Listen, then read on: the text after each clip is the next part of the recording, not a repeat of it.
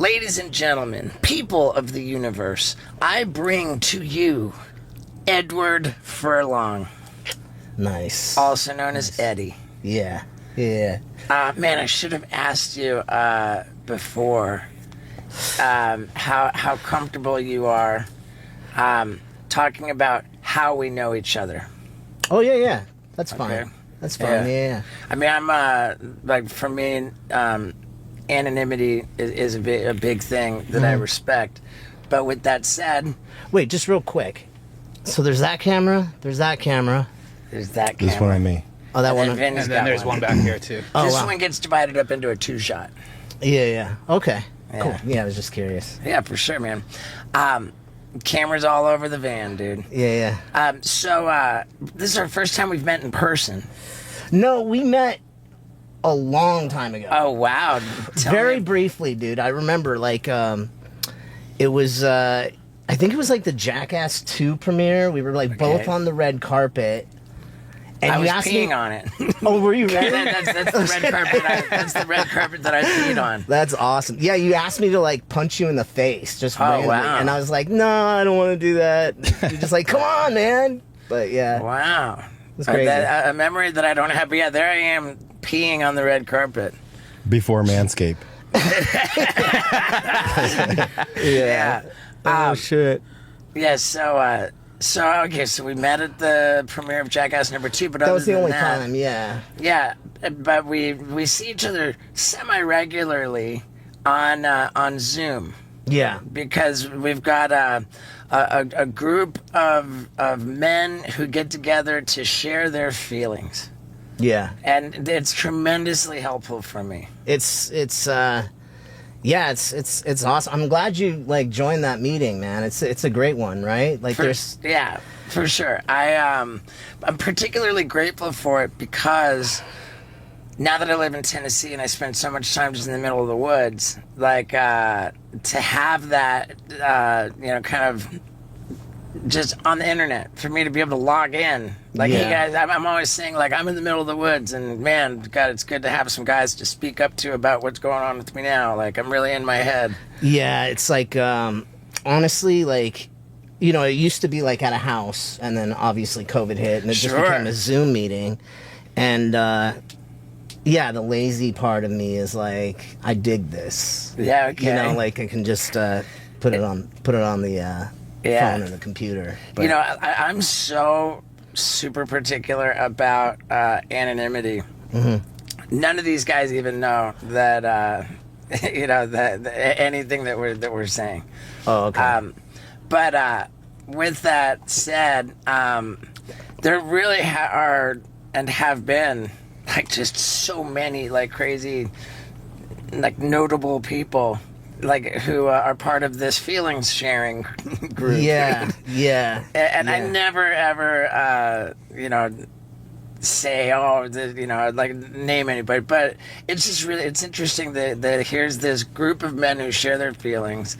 Many of the members are like super notable people. It's not a group that can be found on any public level. It's like a private thing. Yeah. It's like a really cool thing to be a part of, and everyone's so vulnerable and candid. And again, it just really helps me, and it helps me to be able to join it wherever I am in the world. Yeah, it was intimidating to me at first when I first went to that meeting, and then I've been going now for like 5 years, and dude, I love it, man. Whenever I notice that you're present, I'm energized, and I'm just like, oh, cool, man. Like, it's always really rad to hear from you. It's even though like we've never been like one-on-one, I do feel like I've developed a bond with you in there, and I've really grown to like you, man. So I'm so excited to have this opportunity to meet up in person. Why does anybody care about anonymity? I know, obviously, because there's some dark stories that may come out. Obviously, you don't share what that person's doing, but like, do you care if somebody says, "Oh, I saw Steve in a meeting"? I don't give a shit if anybody. Well, it's less about like I care about anonymity for the sake of anonymity. I'll let you give your take on it. I think for me, it's like it's just a place where. Yeah, like notable people here and there. I mean, I don't mind going to like regular meetings, but there might be stuff that people might want to share that's like, you know, maybe they wouldn't want affecting their image or something like that. You know what I mean? Like, I don't know. I think that's part of the reason. Yeah, but I mean, I wouldn't share like the mess, but like it's like, oh, I saw that person at a meeting. It's not my place to I don't care. It's not my place to reveal other people's business, number one. And number two, the scary thing to me is like when you are cavalier about anonymity, there's a danger that you could be trying to leverage recovery for power, property, and prestige, you know? And so like that's my main reason why I want to like kind of keep the be really traditions. careful. Keep really careful about how I address these things. Yeah. And it's been addressed, and there we go. Yeah. You know. Yeah. How much sober time do you have now? Dude, February it's gonna be 7 years. Dude, congrats. Man. February what? February 15th. February 1st, I'll have 7 years. No shit, really? Yeah. Okay. That's cool. Cool, That's man. cool. Vinny, Cool. and you know what? What were you doing? Everything. Everything? Yeah, like yeah. I was like, He you was know, a real pincushion. yeah, I was like getting towards the end of like, it was like the fentanyl started coming in and Yeah. shit. It was like no longer like the black tar and all that shit. Yeah. You know, like yeah. It's crazy, dude. Like you know, so many people that I hear about that I used to, you know, whatever with, dude. They're like dying, like they're dying or whatever. I mean, like they all, you know, like everybody says, it's just like, it's crazy though, man. Yeah. It's crazy, especially lately. It seems To have gotten You know? out of the game before fentanyl is something to be pretty grateful for. Dude, For before, sure. Like a fucking dude, like people's limbs were falling off and shit. You know what I mean? Yeah. Like people are, you've seen that shit like online. It's like, It's like Requiem for a Dream. yeah, it's. I mean, so you have no idea if you're getting fentanyl or not. That's the thing. Oh wow. Isaac just brought up some images, limbs falling off from fentanyl, and it's not limbs falling off, but wow. Yeah, it's Look like at that people are having to picture. get amputated. Look at the and picture shit. to the right. Okay, Right it there. seems right. there are limbs falling off. Right. It's right. not. Yeah. You haven't seen that shit? Dude, Left. we Yeah, that can't one. put that on YouTube, dude. Yeah. Oh my That does god. not go on YouTube. Dude, it's gnarly, bro. Like, and honestly, like I was such a drug addict. I would have been like, yeah, fuck For it. sure. Yeah, Yeah, absolutely. Like, yeah, dude. Like, I'm so glad I got out. You know. When did you become bros with Andy Roy? Dude, so actually, And for anybody who's not familiar with that name, Andy Roy is a legendary professional skateboarder, and about as low bottom of an addict as about as low as one can get. And he's just doing so great Yeah. now, and he's Dude, just he's doing amazing. He's, yeah. I mean, it's just so evident. Like, you just can't fake it, man. You can't pretend to be, Nah. in recovery, to have turned your life around. It's just like it's written all over you. And Andy Roy's got.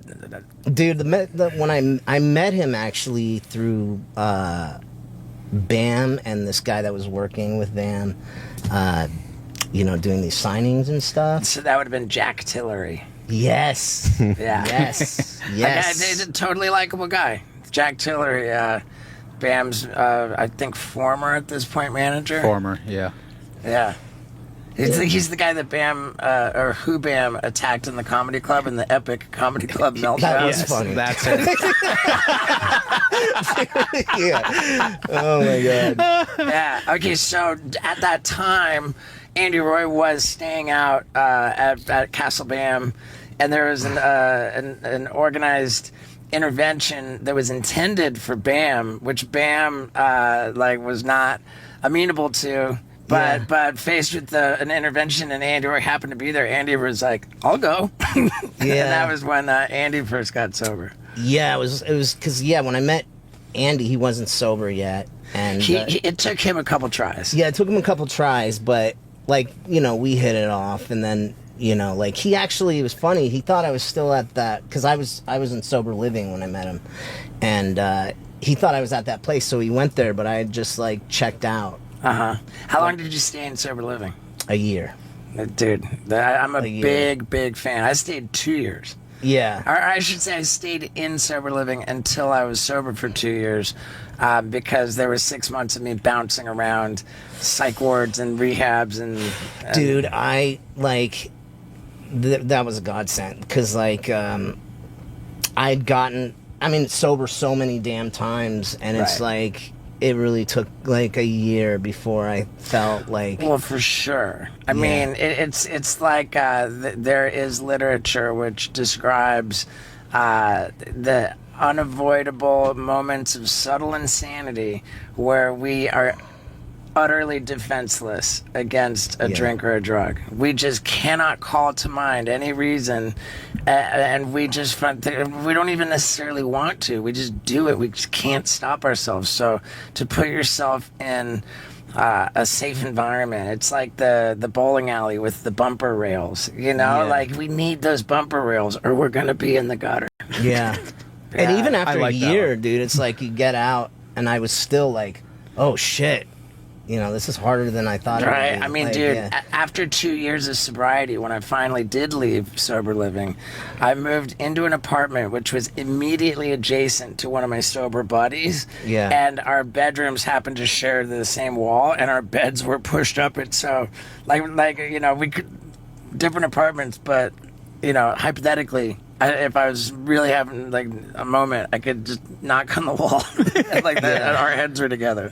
Dude, so when I first moved out here, there was this guy that was a friend of a friend or whatever, and he's like, he was newly sober, and my friend was like, you guys should move in with each other, and we got a nice apartment, and it was like a few months. He wasn't paying his rent, his side of the rent and shit like that. And then, I found out he was like shooting dope in the house. You know what I mean? So it's like, I had like the exact opposite of that. Like, Right. It was crazy. And then, obviously, COVID. Right. You know? With Andy, you said that when you met Andy, you were in sober living, but he wasn't sober. Like, how does that dynamic work? Well, we all went to like some show or whatever. I can't remember. It was like we were going to see, at the drive-in, System of a Down, but we didn't get to see them actually. I think somebody got us kicked out. But it was, Bam and Andy and us, and I was like the only sober person there. So I would like go to the signing and then come back and do my drug test or whatever when I got back. So when you say do the signing, were you you and Bam were doing the Jack Tillery? Yeah, we both worked with Jack. Oh, so you worked with Jack too? Yeah. Okay, there you go. All right. Yeah. You're still in contact with him? With Andy? No, with Jack Tillery. Not really, no. Because I've always had favorable exchanges with him. Like we were, at one point, I seem to recall conspiring to try to be helpful for Bam, and it is really tough. But that guy was in a tough position and always demonstrated himself to be a good guy, in my view. Yeah. I mean, he definitely. From what I saw, he was definitely had Bam's back. Yeah. Yeah. How often do you do those Comic-Con signings? A lot lately. And A it's lot. just good business. Yeah, it's like I don't know. It's weird. Well, first of all, when I first got sober, I thought like, oh fuck, I'm gonna be back to like doing movies and TV and shit like really fast, and it didn't work out that way. So those signings like ended up being like a good sort of a way to do it. stable revenue stream. Yeah. Do you go on auditions now? Not a lot. Not a lot. Not a lot. Do you have an agent? Yeah, I have a manager. But not as much as I want to. I don't think anybody's doing shit really right now. It's been kind of dead. But, I'm like trying to kind of put some stuff together, and, I've done a couple of like sort of, I guess, like money jobs, I guess, But help me understand a money job. Like, I have no money, so Oh, gotcha. I wouldn't So be you able to get a do job. this. So, Yeah. Right, okay. I get it. Right on. yeah. A couple things. Scott said earlier that when you used to play basketball at the... So yeah, you were discovered at the Pasadena Boys Club. Yeah. And I was in a basketball league there. No shit. Yeah. So I used to play basketball there. But you grew up in Glendale. Well, I was born in Glendale. I grew up like Highland Park area. Yeah. Pasadena. And so what were you Did you doing grow down up in Pasadena? I grew up in Pasadena. How old are you? 41. 41. Oh, So okay, then we're I pretty grew up close. right down the street from the boys club. Yeah. So I would head over there yeah. and play and It was fun. It was fun. It was a rough little area, but it was fun. Yeah. I mean, they had like all those like arcade games and Yeah. shit there. And, Yeah, I used to go after school. Where did you go to high school? well, I was going to junior high at the time, so but I went to Elliott. Yeah, I went to Pasadena Christian. Oh, really? Yeah, Oh, right down the say- street. You say I was going to junior high at the time because you didn't go to high school, huh? No, dude. Like you ran it away was- at 13 years old? Yes. Yeah. So I kind of, it's crazy. I mean, dude, I love my mom to death now, and it's, I have a great relationship with her. But yeah, things were rough, and I ran away from home. So you I mean, and apologies if it's just like so tedious to retread stuff that gets talked about all the time. But I'm fascinated by the idea that you would have run away from home, dropped out of school at 13 years old, which in and of itself is not legal for a 13-year-old kid to do. But then during that period, under those circumstances, as a runaway, you get discovered and you're put into this humongous blockbuster Terminator movie. Yeah. Like, all within a few months, dude. I mean, I didn't. how does a runaway kid, without consent from his legal guardians, get legally cast in a blockbuster movie? Well, basically, like, I mean, I didn't stop going to school. I went to school and I'd hang out like at the boys club afterwards, and Okay. I had to do high school because I was doing shit on sets and stuff. Right. But basically, yeah. So I mean, within a few months of that, I was staying with my aunt and uncle, and So they were formal legal guardians. not yet. I mean, it All was right. like, once Terminator started happening, we had to start, we had to do this whole like legal guardian thing, and yeah, but But you landed that role. I mean, it's hard enough to land like a big time blockbuster movie role. Yeah. Like, let alone when you have no legal guardian and you're just running the streets as a 13-year-old runaway. that's what happens when you sleep with the casting director. I mean, you were one hell of a piece of ass. Oh shit! Yeah, no, I was We- crazy. It was we- lucky, dude. It We was can lucky. clarify that that's just you joking around. That was me joking. Yeah, 100%. That was humor. A lot of people lack nuance with their sense of humor. Yeah. So when you're filming Terminator 2, you're technically 15, right? 13. Oh, 13. Yeah. And the character that you're playing is a 10-year-old boy. Yeah. That's crazy. It was gnarly. I mean, it was huge, man. I mean, it was like I mean, life changing. I mean, all the lines you got to remember. And did you have a background? I mean, you didn't even have a background in acting, right? So just memorizing scripts was all new, and you're in the biggest movie of all time. With like the biggest director of all time. dude, Yeah. Biggest that Arnold was so Schwarzenegger? goddamn Yeah, good. it's so good. Yeah. So goddamn good. Correct me if I'm wrong, but it's James Cameron, right? Yeah. Yeah. Big Yeah. time. Yeah. And it was the last one by James Cameron, right? Did he do? Well, he did the Avatars and the Right. But the last Terminator. Oh, yeah, last Terminator. Yeah. Yeah. God damn that. And Terminator 1 was so good. So good. But is it safe to say that like everything that's like a cautionary tale about like child actors and and like how things can just get so crazy when somebody so young and undeveloped is bestowed with all of this influence and power and just money and like fame, like the whole like stereotype of the child star. Like I mean, it's like I don't know, like yeah. I mean, I'm sure you can attest. Like, you started like in your 20s, right? I was 26 when everything so popped like, off, and I was like, it's gnarly.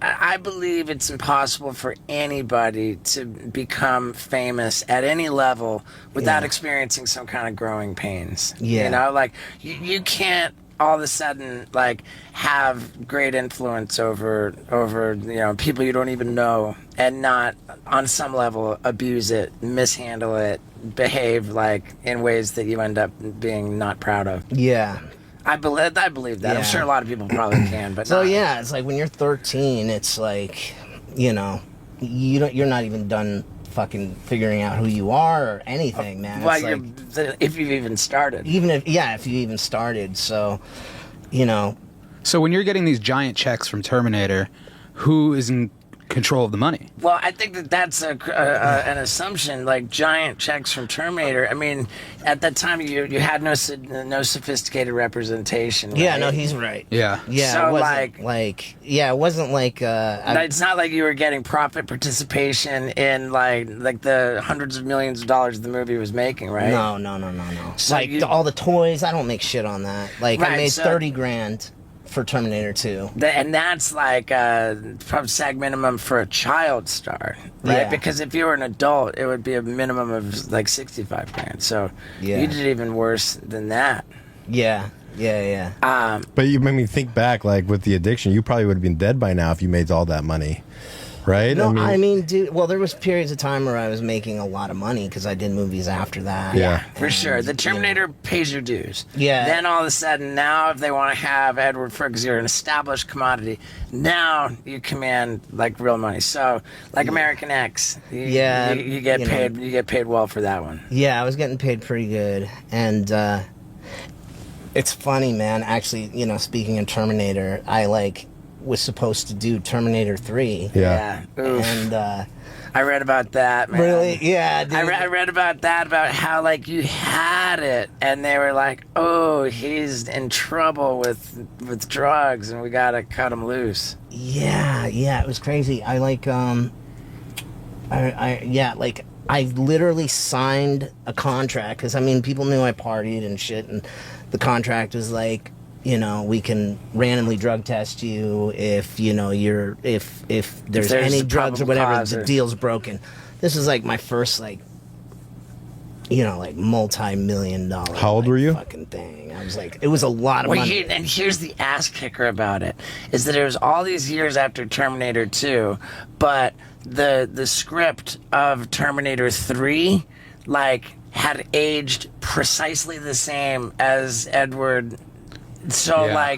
he was the perfect age to play John Connor in Terminator Yeah. 3. Yeah. It lined up perfectly. Yeah. Yeah. And, the big money, and... It was crazy. I literally talk about just crazy. I called a couple friends of mine. I said, guys, I'm going to have to quit doing blow for some good time or whatever. So let's just go have one more banger. Let's go, let's go do this. Oh, my God. And fucking I don't know. There was a club called Joseph's. So I went to that club, and I just remember going into the bathroom, and I'm trying to pour some blow on the table.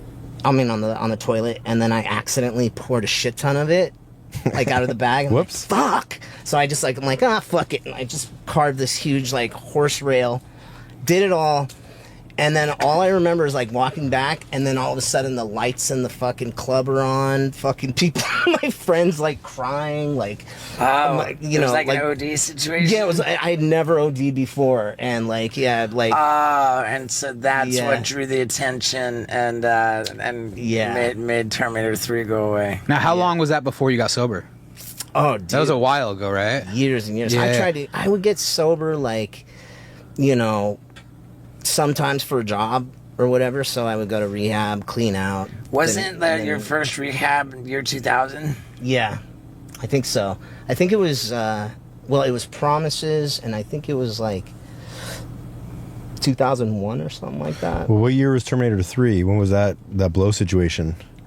That would have been... God. I guess how old were you when you OD'd? It came out 2003. Yeah, so it would have been right around that period of time. So, yeah. You still think about that? Like, fuck, what I do? Fuck yeah. Yeah. Fuck yeah. But you were talking about, like, what I might have died if I had that, you know. I might have. But you almost died. You died before you had that. So Yeah. Right. Here's the... And sorry, I just interrupted you, man. But I think it's evidence of, like, the insanity of the disease of addiction when you know that you have that much to gain, you know, and like the insanity of being like, you know what, like I signed this contract. I'm on a contract which prohibits me from doing. So let's do it now. You know, like telling yourself that there's actually going to be one last banger. But that's what every addict says every time. It's only going to be just this once, and that's the insanity of the disease. That with everything to lose, like, and everything to gain, that you just don't have the power to not do it, you know? So, I mean, if anything, like, when it comes to the question of powerlessness, there's a pretty distinct answer. Yeah. It's hard, dude. Like, I mean, everybody else, you know, everybody has their certain rock bottoms. That wasn't my rock bottom. I mean, you know, like... If anything, that one's like the, God, you know... Yeah. That one, like... That just gave me more reasons. Yeah. To party. But, like, I don't know, man. Yeah, it just has to get... I got to this point where I'm just like, fuck, I give up. I don't know what to do. I have to ask other people for help. Yeah. Kind of thing. And man, like, the way that you recount it, and, you know, here we are, like, forcing you to relive it, but your perspective on it just seems so, like, genuinely healthy, you know? Yeah. Like... I think, man, I mean, I feel, you know, mentally, I feel healthier than I've ever been in my life. Yeah. Like, now, you know, like, yeah.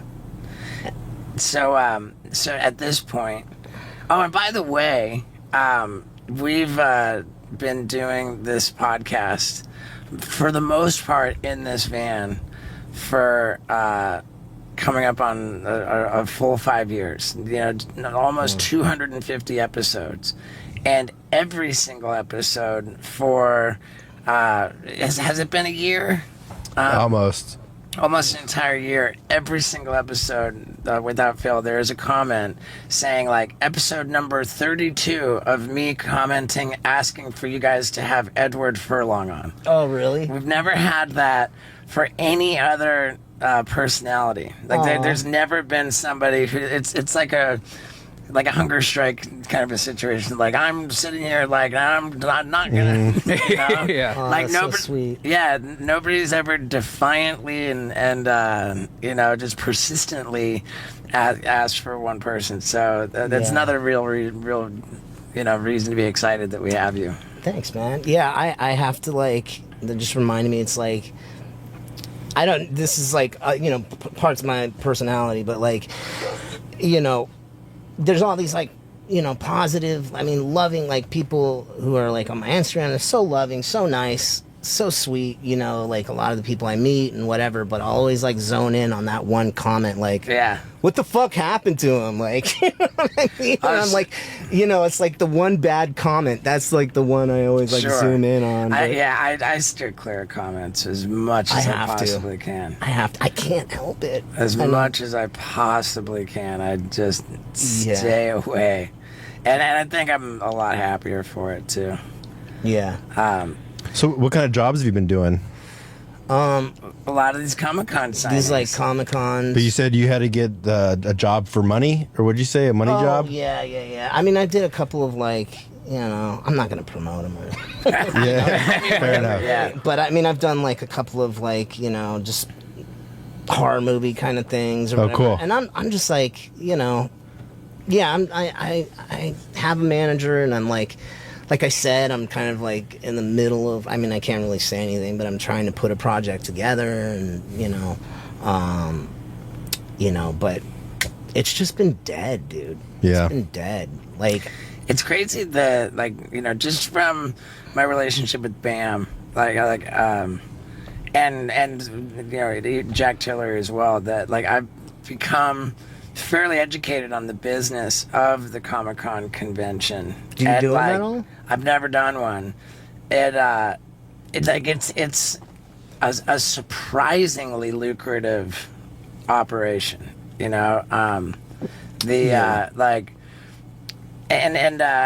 all kind of came to my attention, I remember, because I had invited Bam to join me on a leg of my tour, and like we had announced the dates. What was the tour? It's like a comedy tour that I do. Okay. It's like a multimedia kind of like a really extra naughty jackass movie meets a stand-up comedy show where I tell stories and punctuate the stories and jokes with video. So I invited Bam on this tour, and after committing to it, after announcing that he was going to be on all these dates, all of a sudden Bam realized, oh my God, I double booked myself. I actually got to do this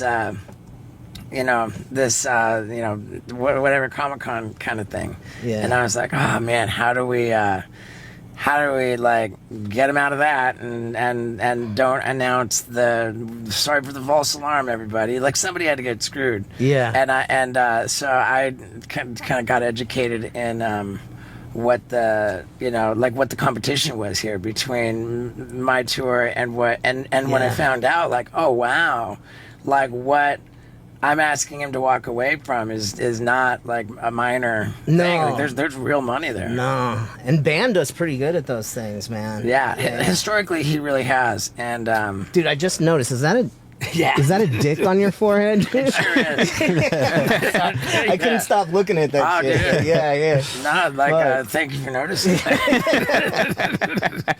Yeah. It's I decided to get a penis tattooed on my forehead to find out how long I last before getting it lasered off. Yeah. And there's no sign of me rushing anywhere. I'm enjoying it. Nice, man. Nice. But so that's good, man. You got money coming in. You're not tripping. I mean, fuck, dude. Like, it's I mean, look, I'm not gonna complain. It's been good. I mean, it's kind of goes up and down. You know, things are kind of getting better. I mean, like, a lot of it depends on, like, the economy and shit too. Like, how many people are ready to buy shit. And for sure. I mean, when the government was printing all that stimulus money during COVID, like, goddamn, the year that we had in 2022, because of all that stimulus money, everyone was just flooded with. Everybody had money to burn. Yeah. And there was a Jackass movie that came out in the beginning of 2022 that was just like a rocket engine attached to everything that you should do those signings, dude. Man, I mean, seriously, like, it's just a weekend. Right. I could definitely.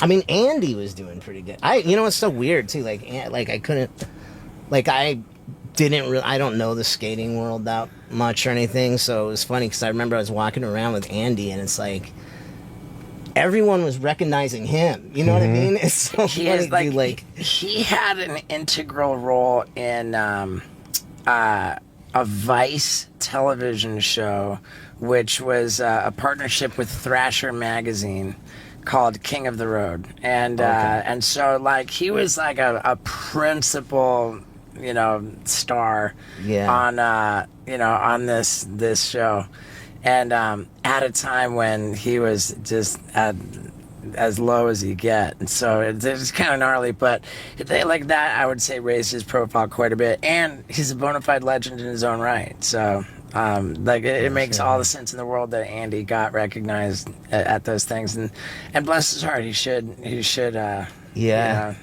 Yeah, he's a great person, I man. love him so much, man. Yeah. I mean, at your birthday party, all the busboys were like lining up to take photos with him. I was like, oh shit, dude, he's a big deal.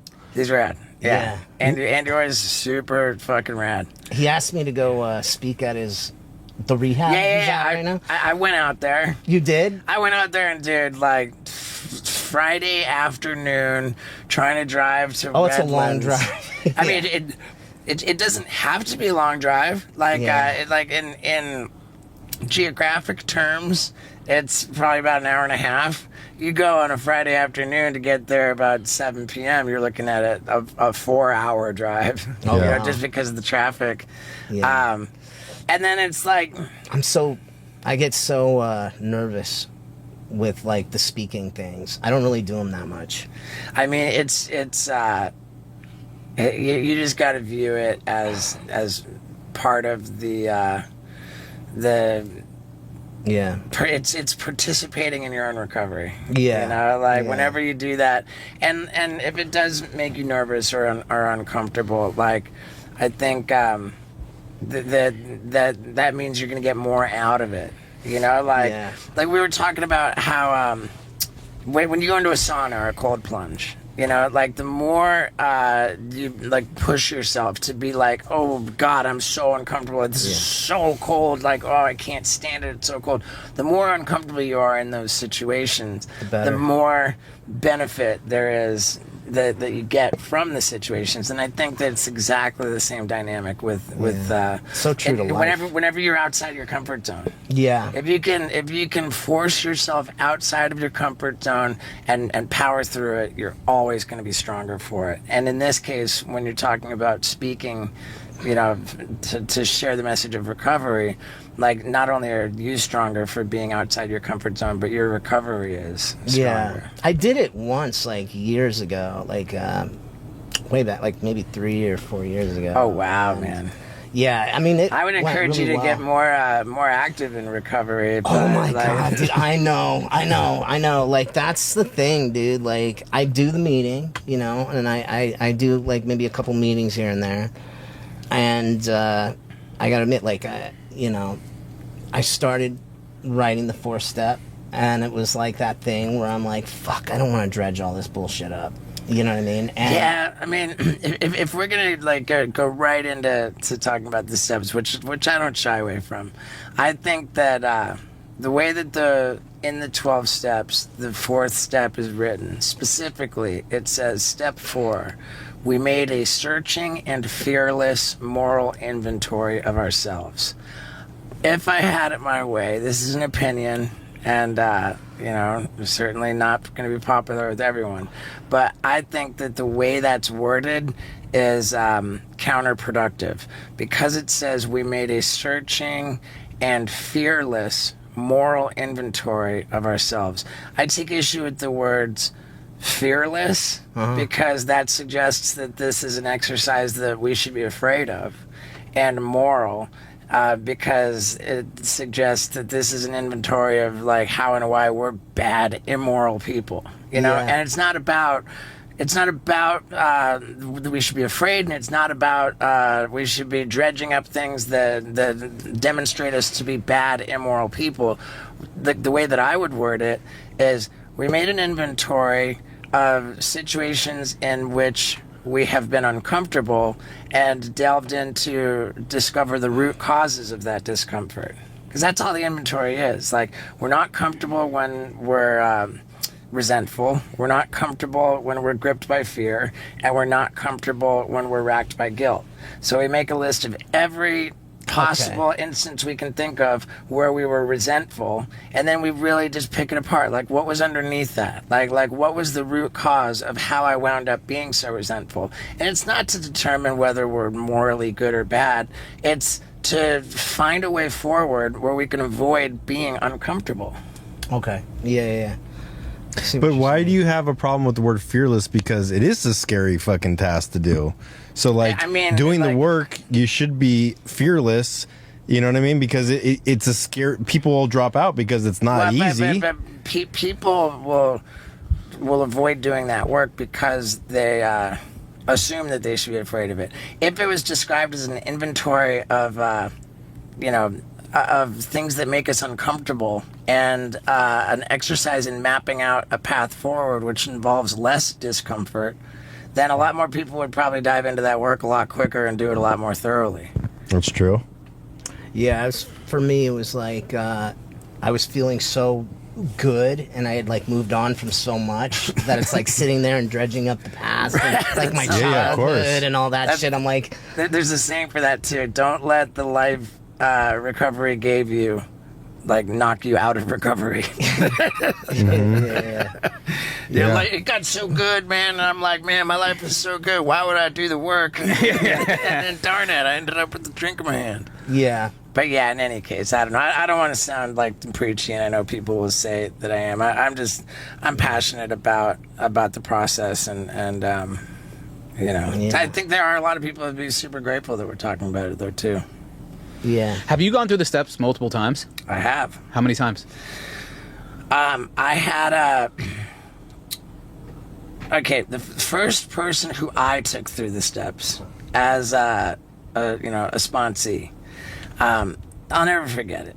You know, the great kid, and I told him, all right, let's start you on your resentment inventory. So like, I want you to understand how the process works. So let's just take one resentment, just the first thing come to your mind. Let's work it out.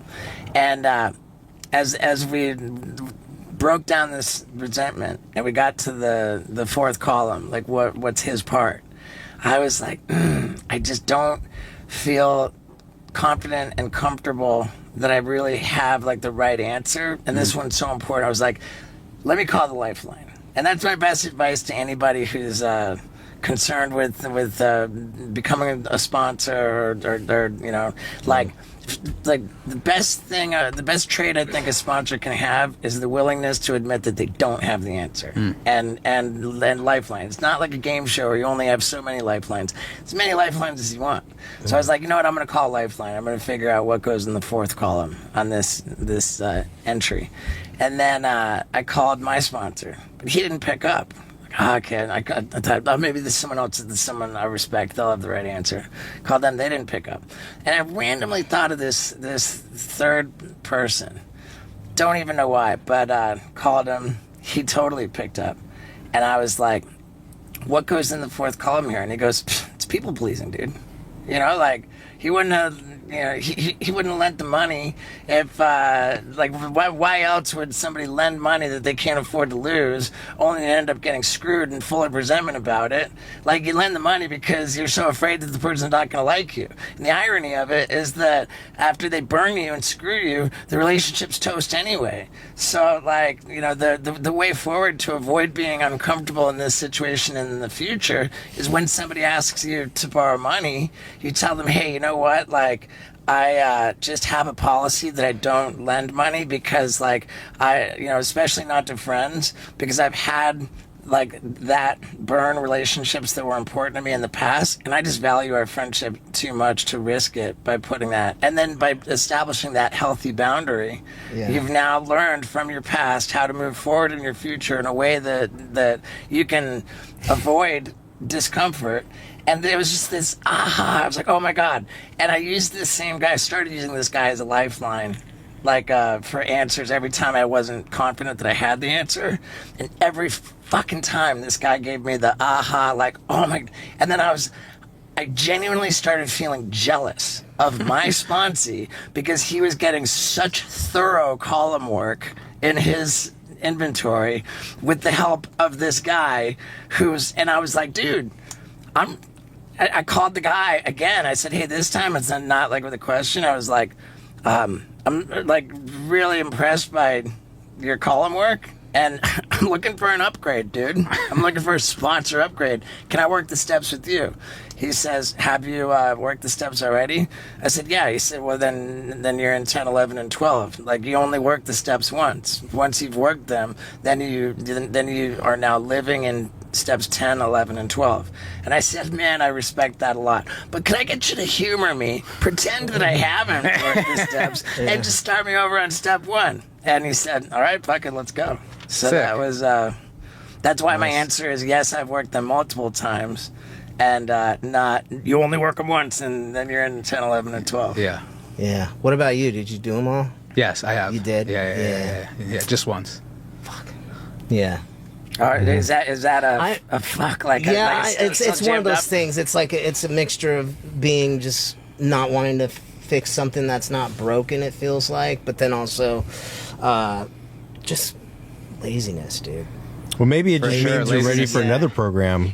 Because I've only done those steps in AA once, and then it's like I did the SLA steps and the SAA steps. But I think once you do the steps once, like you should have done it thoroughly, that you've gotten everything. But as you mature in sobriety, you have other issues that pop up that like the sex stuff goes deeper into some stuff, or like the sex and love addiction. It's like you work those steps because AA only scratches the surface of some of the issues.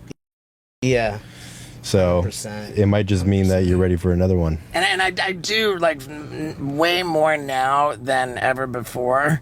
I relate to the idea of living in 10, 11, and 12 because, like, you know, I'm really comfortable that I don't have stuff that I forgot or that popped up that's like way back in my past.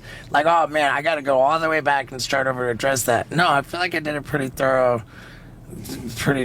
fucking thorough job, like on all my past stuff.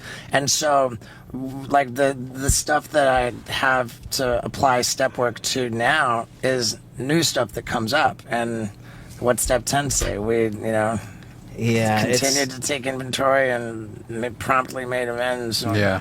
It's pretty, I mean, that's one of the good things about being an addict of any kind is you have that. Oh, dude, it's such an advantage, dude. Yeah, I mean, it's like, I don't know. Free. Unless it's free, and it's right. You have like an endless supply of people that will just always pick up your call and always be there. For sure, like, dude. And what other disease, when you treat it, like, I'll say this a different way. Any other disease, when you treat it, the best you can hope for is to get back to as healthy as you were before you got sick. But then there's us. When we treat our disease, we become a better version of ourselves than we ever were, before we got sick. That's true. And that's what makes, you know, the son of a bitch about it is that so few addicts and alcoholics achieve long-term sobriety. I think, like, on a global scale, it's like something like 5%. Dude, I mean, like, I do, like, I always talk about this shit in podcasts because, I mean, if there's any way, like, I mean, I always, if there's people struggling out there, like, it does get better. It does get better. Oh my God, like, big time. You know, it's like you take all that time you're just focused on running away from everything to actually fix all the problems that were making you do that in the first place. Like, you know, it's when you say that you're still jammed up on the inventory process because, you know, just lazy and you know, I remember being in rehab.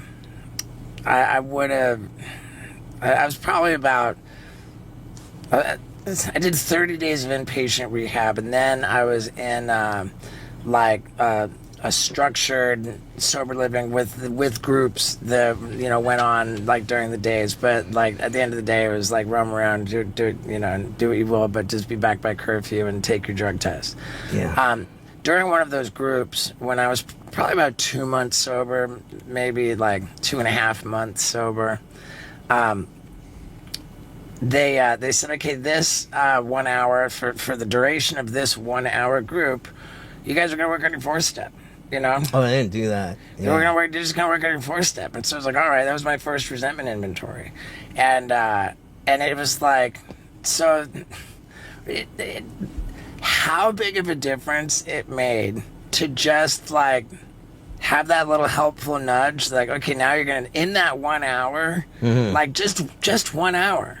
Like, it was pretty incredible how much of a start I got to then take what I had worked on for that just 1 hour, then go through what I had worked on for that 1 hour with my sponsor. Yeah, my sponsor too. He's like, because we talk about it a lot, and he's he's literally been like, he'll make it easy. Like, he'll just be like, write a list, and then Yeah. we'll just go over it verbally. And You it know, was, like, yeah. dude, I remember this like so well and so fondly, and dude, it was like in that 1 hour, because I was only 2.5 months sober, I was bona fide nuts, out of my mind. And here I'm supposed to write down, the people who have harmed me, who I feel resentful toward. Like, what's the cause, why, like what they did to harm me, and like the reality. And I didn't even understand it because my perspective was just so warped, and I was just so delusional and nuts. That when I took this list to my sponsor, all right, who do you got? Put this down, and I write. I read what I wrote. I tell the story of each situation, and my sponsor says, all right, let's put a star next to that name, because that sounds to me like someone who actually you harmed and you owe an amends to. And like by the time we got through my list, it had become abundantly clear that virtually every single person on my list was someone who had actually done nothing whatsoever to harm me. Really? And on top of that, I had done nothing but shit all over them and make their lives miserable. It was like I was just that was the state of my affairs, that I just barged through life just shitting on people, and then it was you, and then blaming them for everything that was wrong with my life. Damn. And like, and it was just like my sponsor held up a mirror and showed me in the mirror like the reality of it was like, wow, it's actually me. Yeah. It's actually me. That's like the root, like it's not him, them. It was, that whole list was just me blaming other people for my problems, Yeah. and I was the problem. Yeah, it's like, I mean, your childhood is one thing, but like, a lot of the shitty things that happen to you later on in life, whether these people suck or not, like, you put yourself in that situation. Sure. Yeah. A lot of time, your part in the resentment is that you let it bother you. Yeah. Yeah. Or it's legitimately something that terrible that happened to you, Yeah. but you refuse to let go of it. Yeah. And or you're unwilling to forgive. Yeah. You're lacking compassion. Because nobody does harm to others if they're happy, healthy people. Yeah. It's hurt people who hurt people. Yeah. Yeah. So yeah. I mean, yeah, there's, a lot of times, I mean, it's, I think my thing that drove me all the time was like just like an internal anger thing that I always kind of internalized, and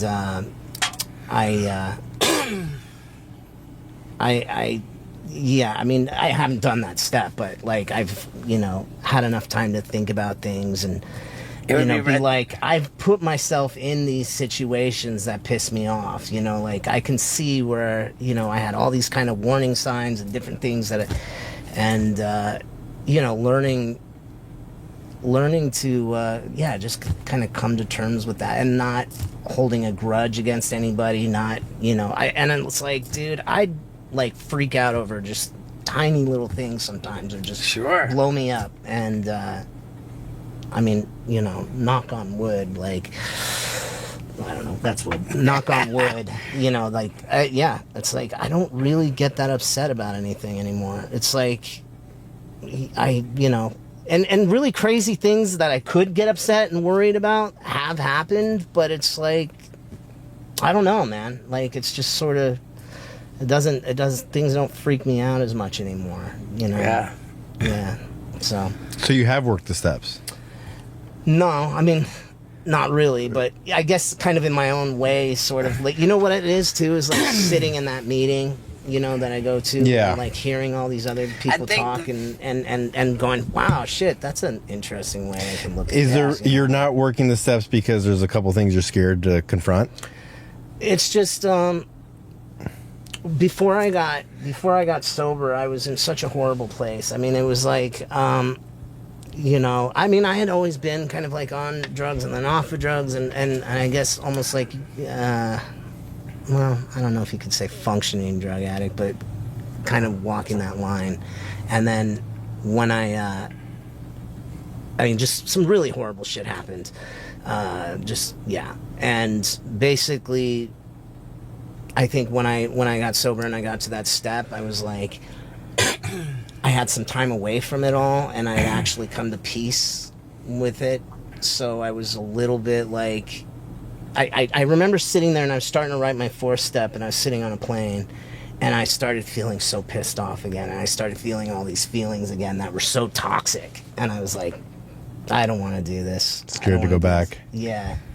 Because I get scared, yeah. I Like, wonder what the experience would be like at this point. Especially if you viewed it as an exercise in cultivating forgiveness and compassion. I think like now it's like you're saying. I mean, I think I'm in a better place, and I'm very close to, like, you know, kind of doing it, I think. But it's like, too, I was so lucky to be in a situation where, like, I was stuck in that room for an hour anyway. I didn't have anything better to do than to just fucking. I had a notebook and a pen, and I was stuck for an hour. Like, that whole situation. Yeah, well, I mean, have you? But it's all in your head. Have you ever told anybody, like, the situation that you don't want to write down? Yeah, I have. I've like, you know, I mean, you know, just. I think you'll be surprised once you do get it out and write it down in the structured manner and have a new perspective on it. I mean, it's not like you can write stuff in code. Like, I wrote a lot of stuff in code. No, Wait, you did? Oh, dude, are you kidding me? What do you mean by code? Like, in case somebody found the books, they would never know. In case somebody found my book, like, I don't want anyone having my secrets that they could use against me. People didn't need to know. Yeah, certain sure. Shit. Yeah. You know, like, because that's when you get past the resentment inventory. Like I said, then, you know, you're not comfortable if you're gripped by fear. So there's the second list is a fear inventory. Yeah. And I remember being like, you know, like, there's obvious, like, you know, I'm afraid of sharks. Like, yeah, of course, you know, like, but let's talk about the fears that are really, like, getting in the way of you being comfortable, you know, like sure, sharks are in the ocean. Maybe you don't want to swim in the ocean. That's okay. Yeah. But that's not going to interfere with your daily, you know, comfort, your serenity. Yeah. And I remember, like, what was it, like, in the literature? It says, you know, if you hold anything back, if you you either know that you're like you either know or you don't. You know, if there's something that you're holding back and you're holding back deliberately, the literature says that you will drink again. It's not going to work, yeah. And I'm like, okay, damn it, you know, like, so I was thinking about, like, what are the secrets that, you know, you don't have to tell everybody, you just got to tell one person. I'm like, all right. And I remember I was, like, thinking about, like, oh, like, with that I wouldn't really want to tell anybody. But it's not anything that I'm, like, resentful about. It's not really anything I'm afraid of. Like, it's not, like, anything I feel guilty about. It's just, like, some weird shit I do. You know? It's not hurting anybody. It's not anything. It's like, and then it dawned on me in that moment, like, oh, like, the fact that I'm afraid of anybody knowing it, by definition, is a fear. So, like, by definition, every secret is a fear, because by definition, what makes it a secret is that you're afraid someone's going to find out.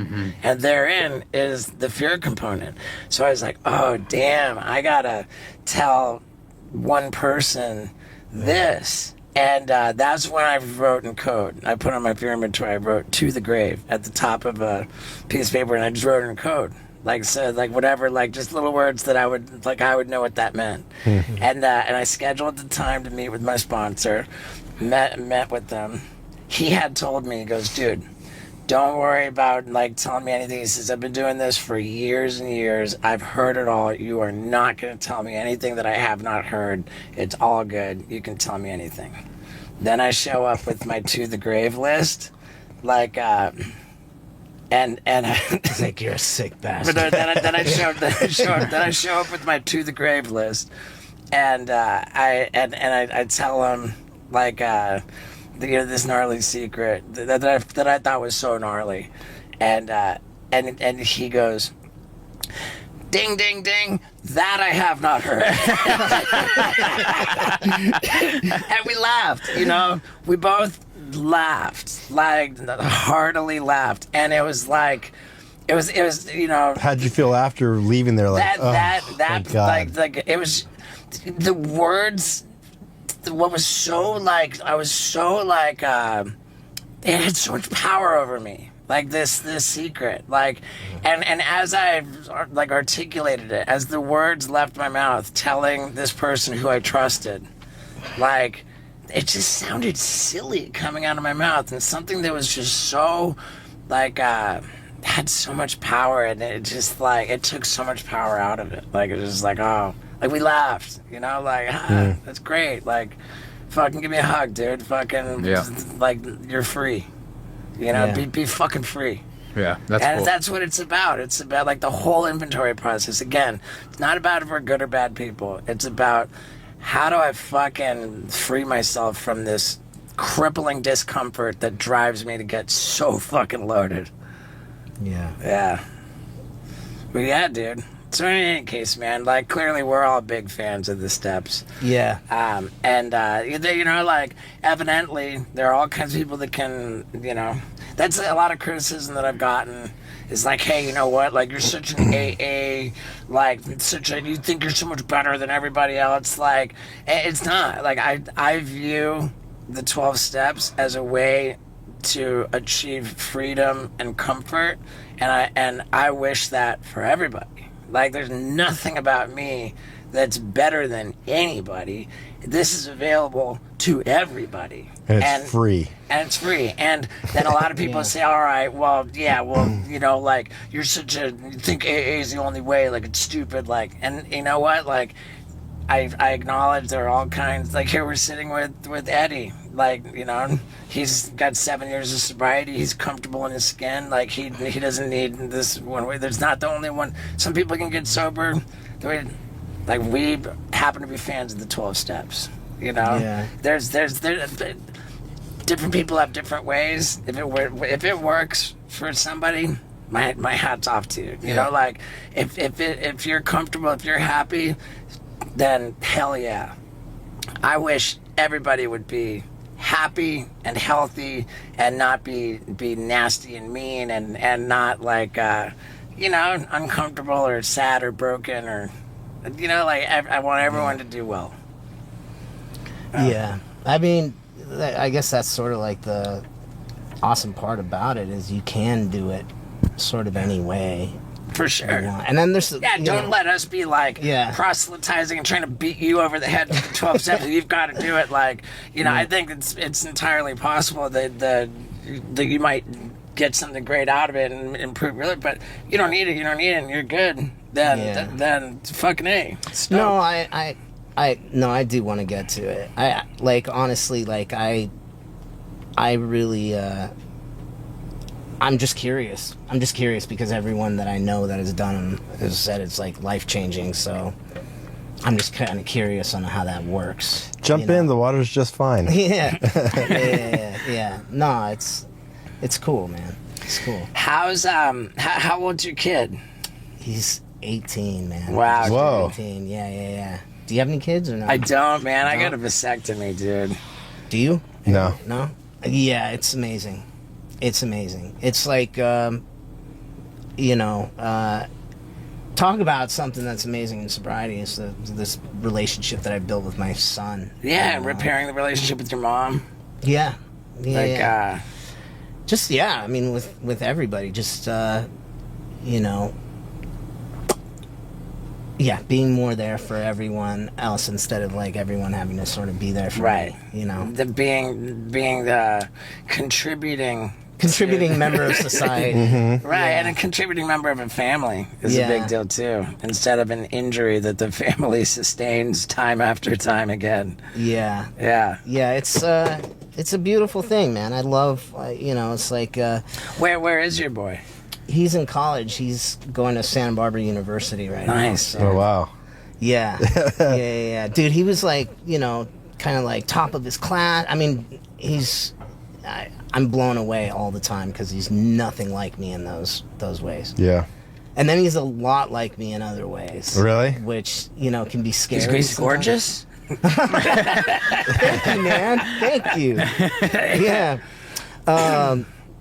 Hey, man, he's doing pretty good in that too. It's funny though, because like he'll, he's going, it's like first kind of girlfriends and love and all that shit, and it's like, it's such a reminder of like what a mess we were when we were like younger. You know what I mean? Like, Yeah. it's like 18. chicks, Jesus. like, oh my god, they'd break your heart. Yeah.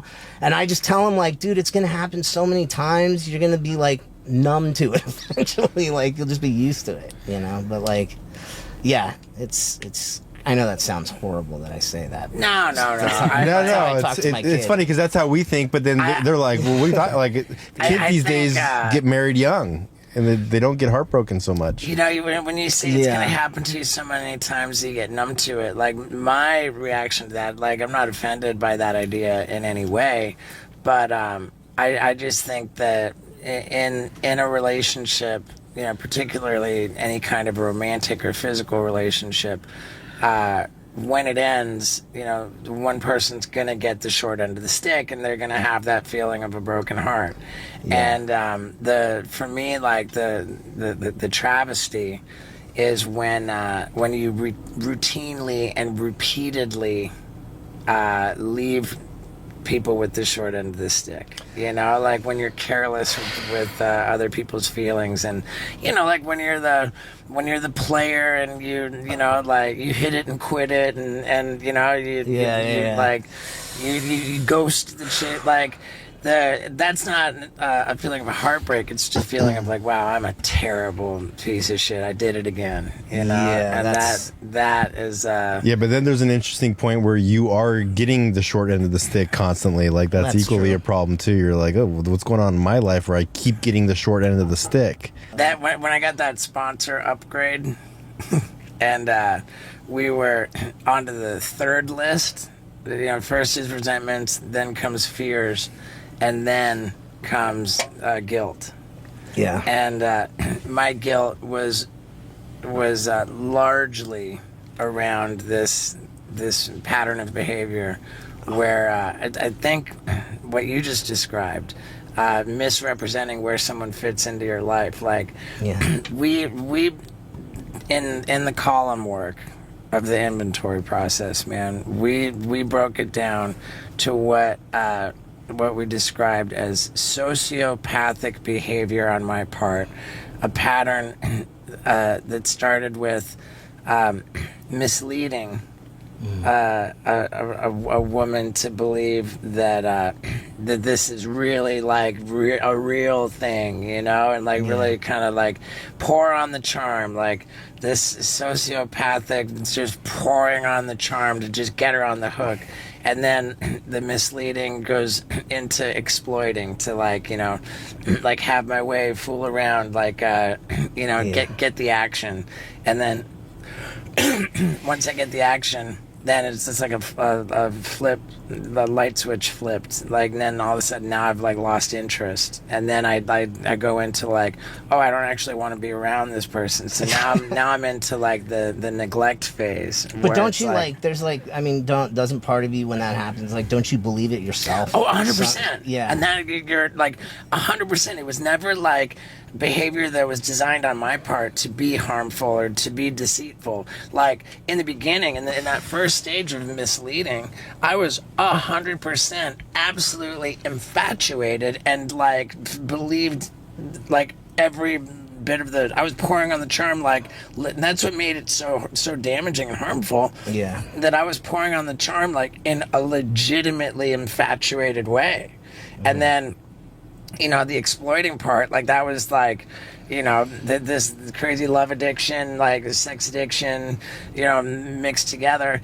And then when that switch flips, it's like nothing deliberate about it, but all of a sudden, like, oh God, I don't want to be with this person. Get me away from this person. Let me start blowing off their phone calls. Let me start ghosting them. That's the neglect phase. And then it just comes to complete outright abandonment. So it's like mislead, exploit, neglect, abandon, feel like a guilty, like terrible person, and then kind of get over it and then repeat the whole process over again. Like, so like if you're like you know, in a relationship, because I mean in every relationship, right, at a certain point everybody's like, do I really want to be in this? Like after the honeymoon phase. After the honeymoon phase or whatever. I mean, it doesn't matter. So like, what would a healthy person do in that situation? Man, like they did. You go through. You get into that other fellowship that Scott was talking about, and that entails. You know, more inventory work, and then you come up with what's called a circle plan, which is how you're gonna identify like what a relapse would be. Like you're gonna define what your sexual sobriety looks like, and then you know, moving forward to try to find a new and healthy approach to sexuality. You're gonna write up a dating plan for how to get into a relationship in a healthy, non-compulsive, non-obsessive way. Yeah, but this is like while you're in a relationship. So I think like after the honeymoon phase, you know, and then you have to like work on the communication skills because it gets weird when you're like, does this girl like me? Like, I mean, it's like there's no drama, there's no intensity, and that like I think for people like me. Like I gauge how much somebody likes me by like how intense the situation is. And when it's like healthy communication and normal, you're like, well, this doesn't feel comfortable. Like does she still like me? Like she just said, what's up? She didn't send me a tit pic or something. You know what I mean? It's like, there's always that constant like playing detective on if she likes me or not. She didn't send me a cooter shot. No, you know what I mean? It's like, and so like in my head, I'm like, well, it's just, I don't do well in that situation because it's like, oh, well, it's normal and healthy. This is how, so I think like becoming homies with the person after the honeymoon phase, hopefully you get more sexually attracted to them emotionally. Or in my case, after the honeymoon. Yeah, dude. It's like the one guy in was it Houston or Dallas as a comedy club manager, and I was like describing like sexual sobriety and how like I believe future happiness is dependent upon me learning how to be in a healthy relationship and have a life partner and like, you know, one person and like and he was like, man, like sounds great, man. I couldn't do it. I just love pussy too much. I don't know. I just love pussy too much. Yeah. It's like it's a mixture of that and that. That's funny. Yeah. Oh man. Yeah. It's just you're like,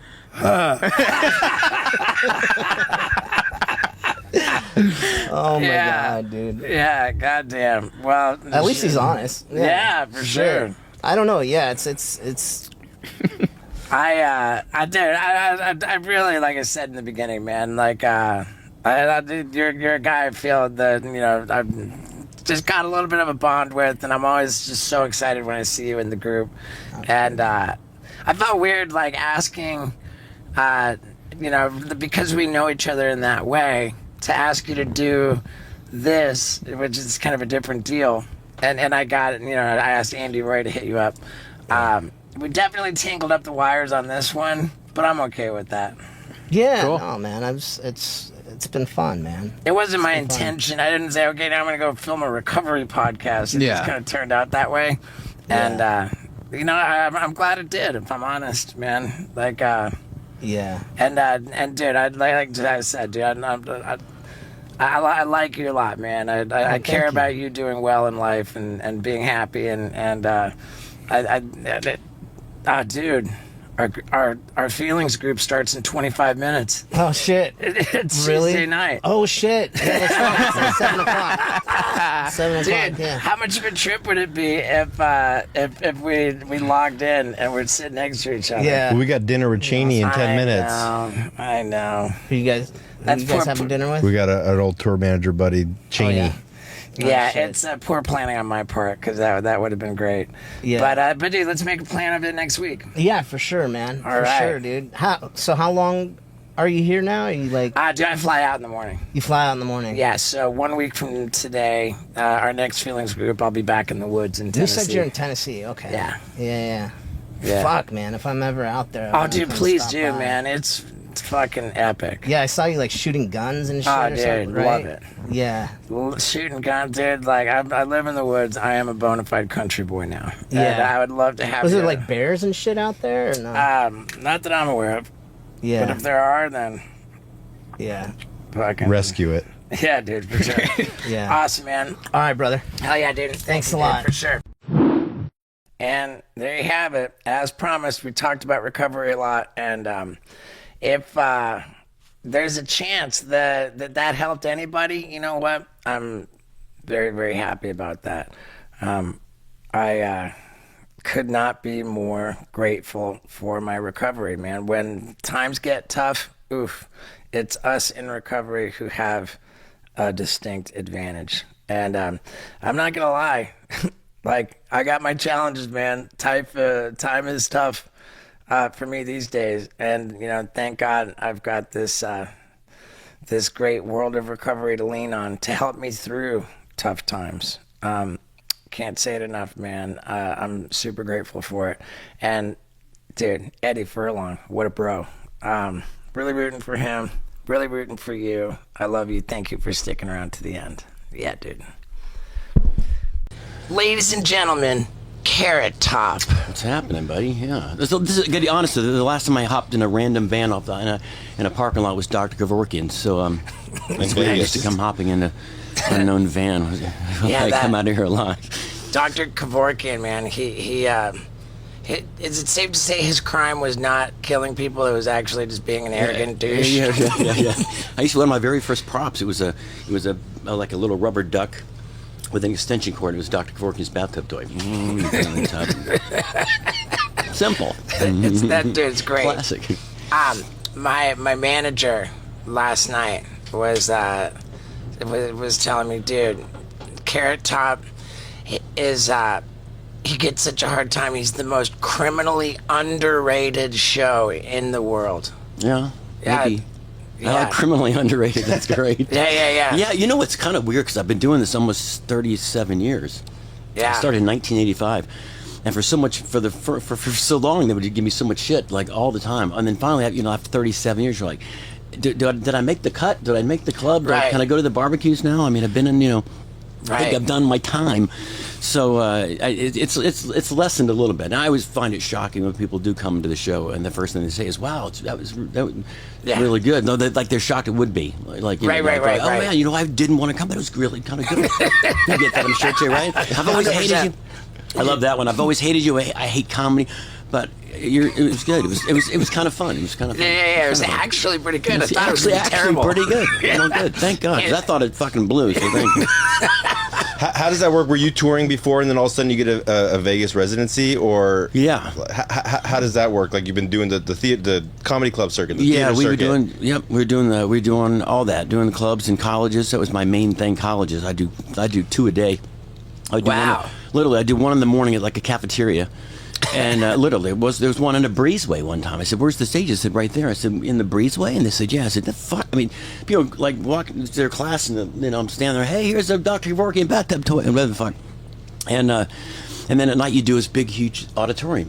Like in Penn State, right? You're in this 3,000 seat thing, and then you go. Yeah, so it was crazy. The college thing really is what made me get out there, and the roots, marketing. Then started slowly getting a little television.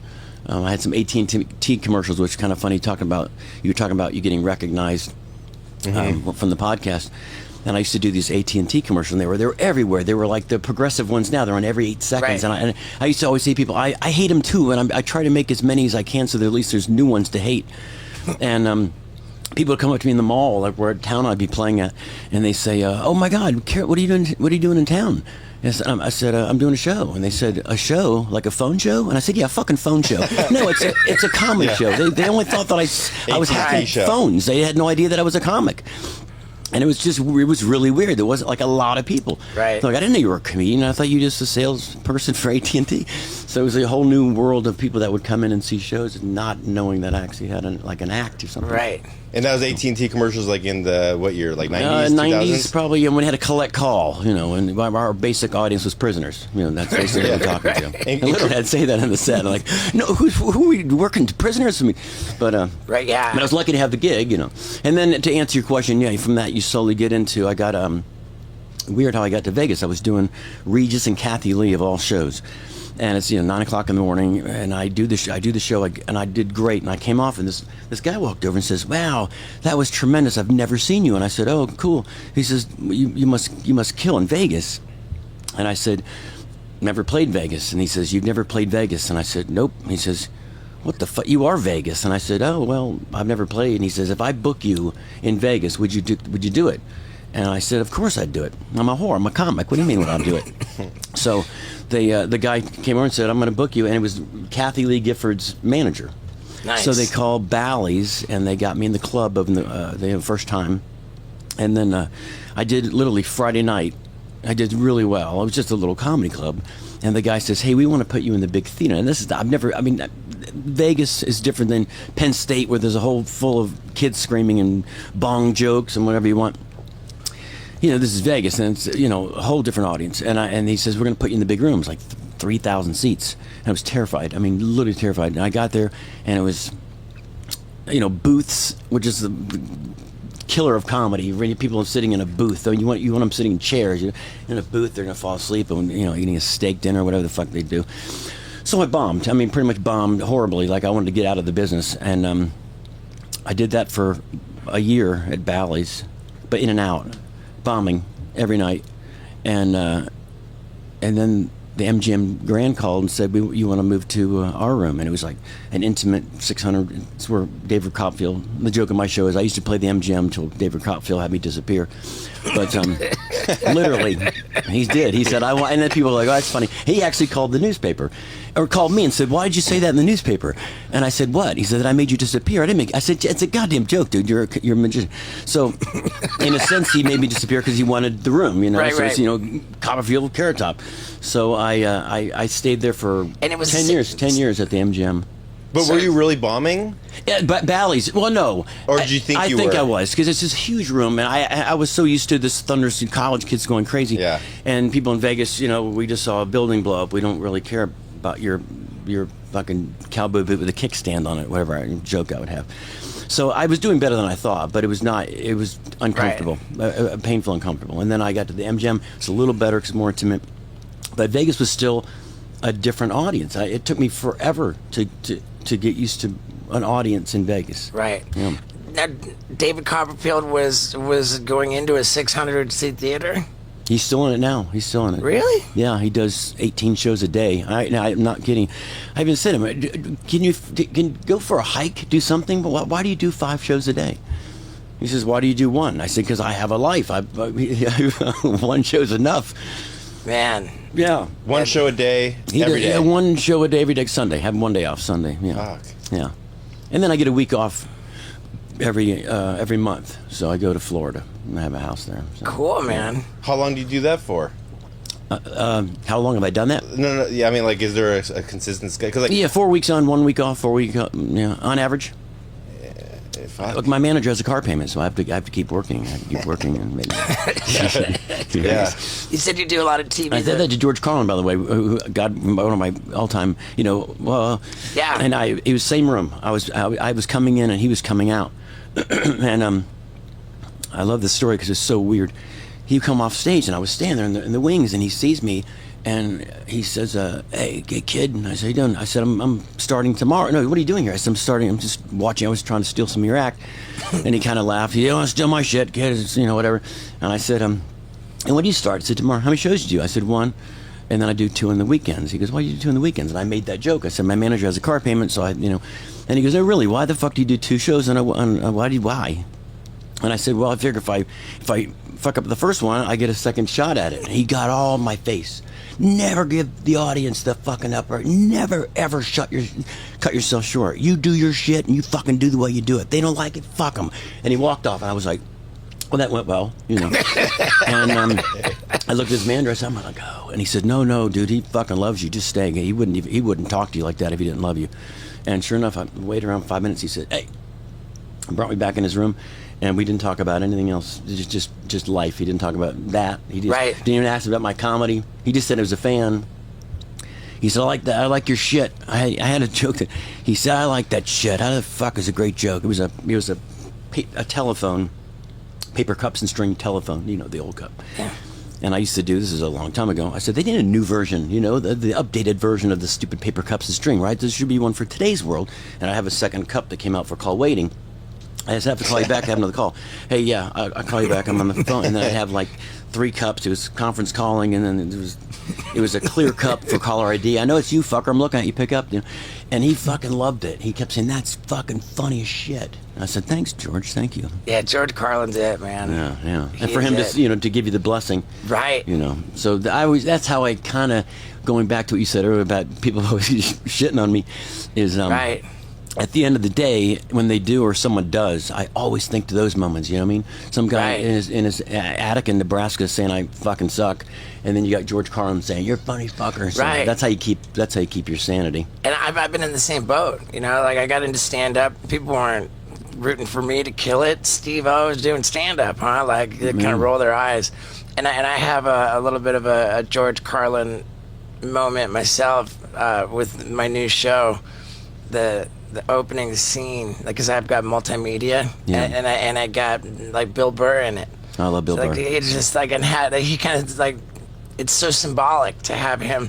The opening sequence is me dangling from a rope ladder, from a helicopter, like getting all flown around, and I drop onto the roof of the moving tour bus, and Bill Burr's a helicopter pilot. He really is though. He is. In the thing he is. In real life he is. Yeah, in real life he's a helicopter pilot, and we filmed insert shots to cut to of him flying the helicopter, so that it appears to be him flying me around, crashing me, and all this stuff. Oh, that's great. That's very funny. And just it's so symbolic for him to get behind me and sign off on me, give me his blessing, like the way George Carlin did. Yeah, Bill Burr's brilliant. In fact, not only Bill Burr's story was I went on Howard Stern, and I was again, they sit in this little room outside. You probably maybe have done 1,000 times, right? So they sit in the room and then they talk about you before they bring you in. Right. And you sit there and you're just with me and my publicist, and he's just going on and on and on, and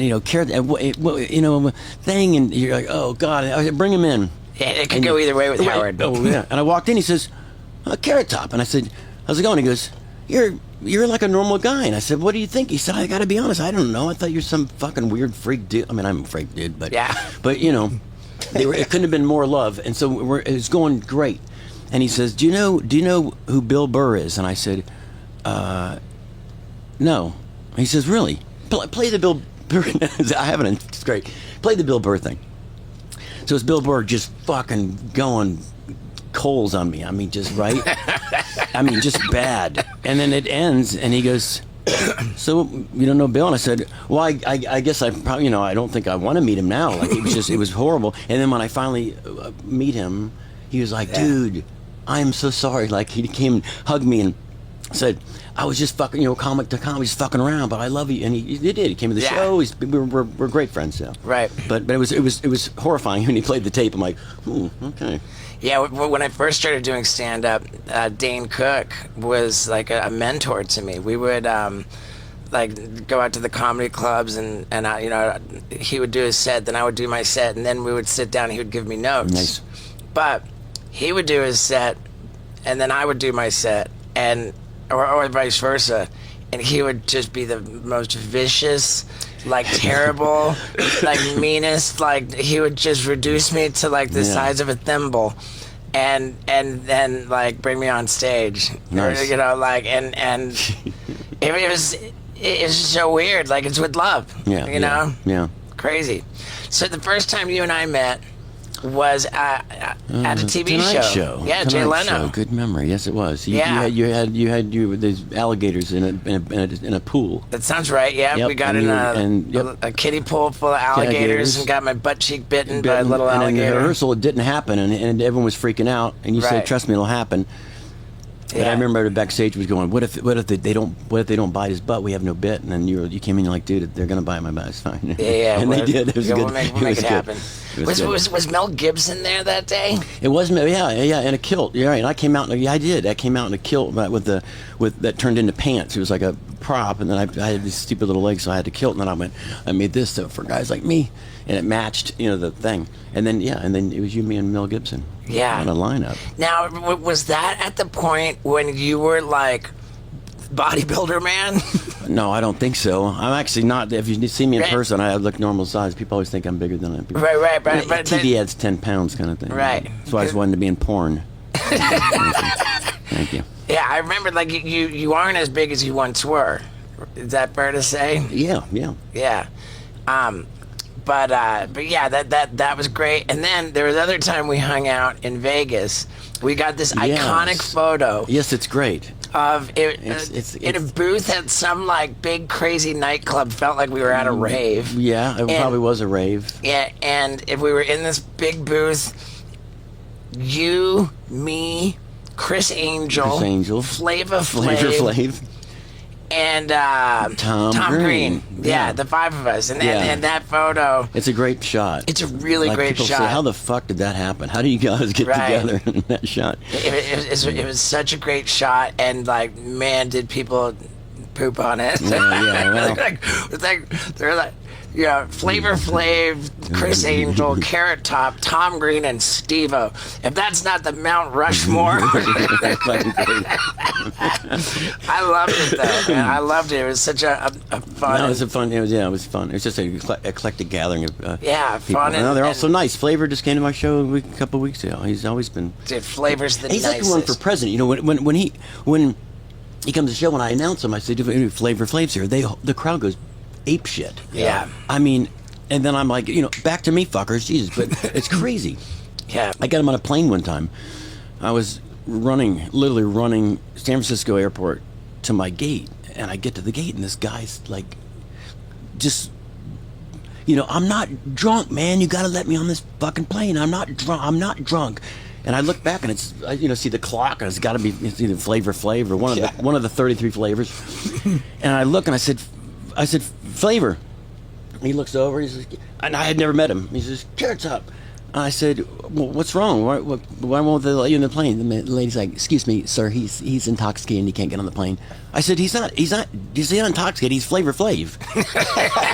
And all I remember is saying that. And she said, sorry. I said, that's him. That's who he is. He's not drunk. I promise you. I'll test for it. So I said, give me your hand. And I walked him on the plane. Let him go on. And same thing to this day. He always says, "Man, you fucking saved my life, man. Got me on that plane." And he got on the plane. The plane went nuts. I mean, he walked in the plane at halftime of Super Bowl. Crazy. Yeah, he's the sweetest. We had him on the podcast, and he exchanged numbers that day, and he'll just call to check on me. Oh, that's nice. He's just I like, will never do that for you.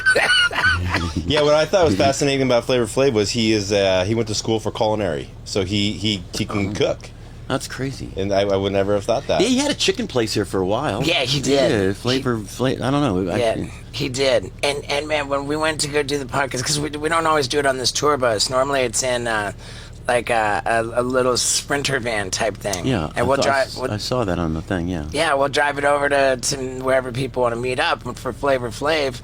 It was this insane mansion in Bel Air. I'm like, Flavor Flav, you live in this, and yeah, he's doing very well for himself. It's great.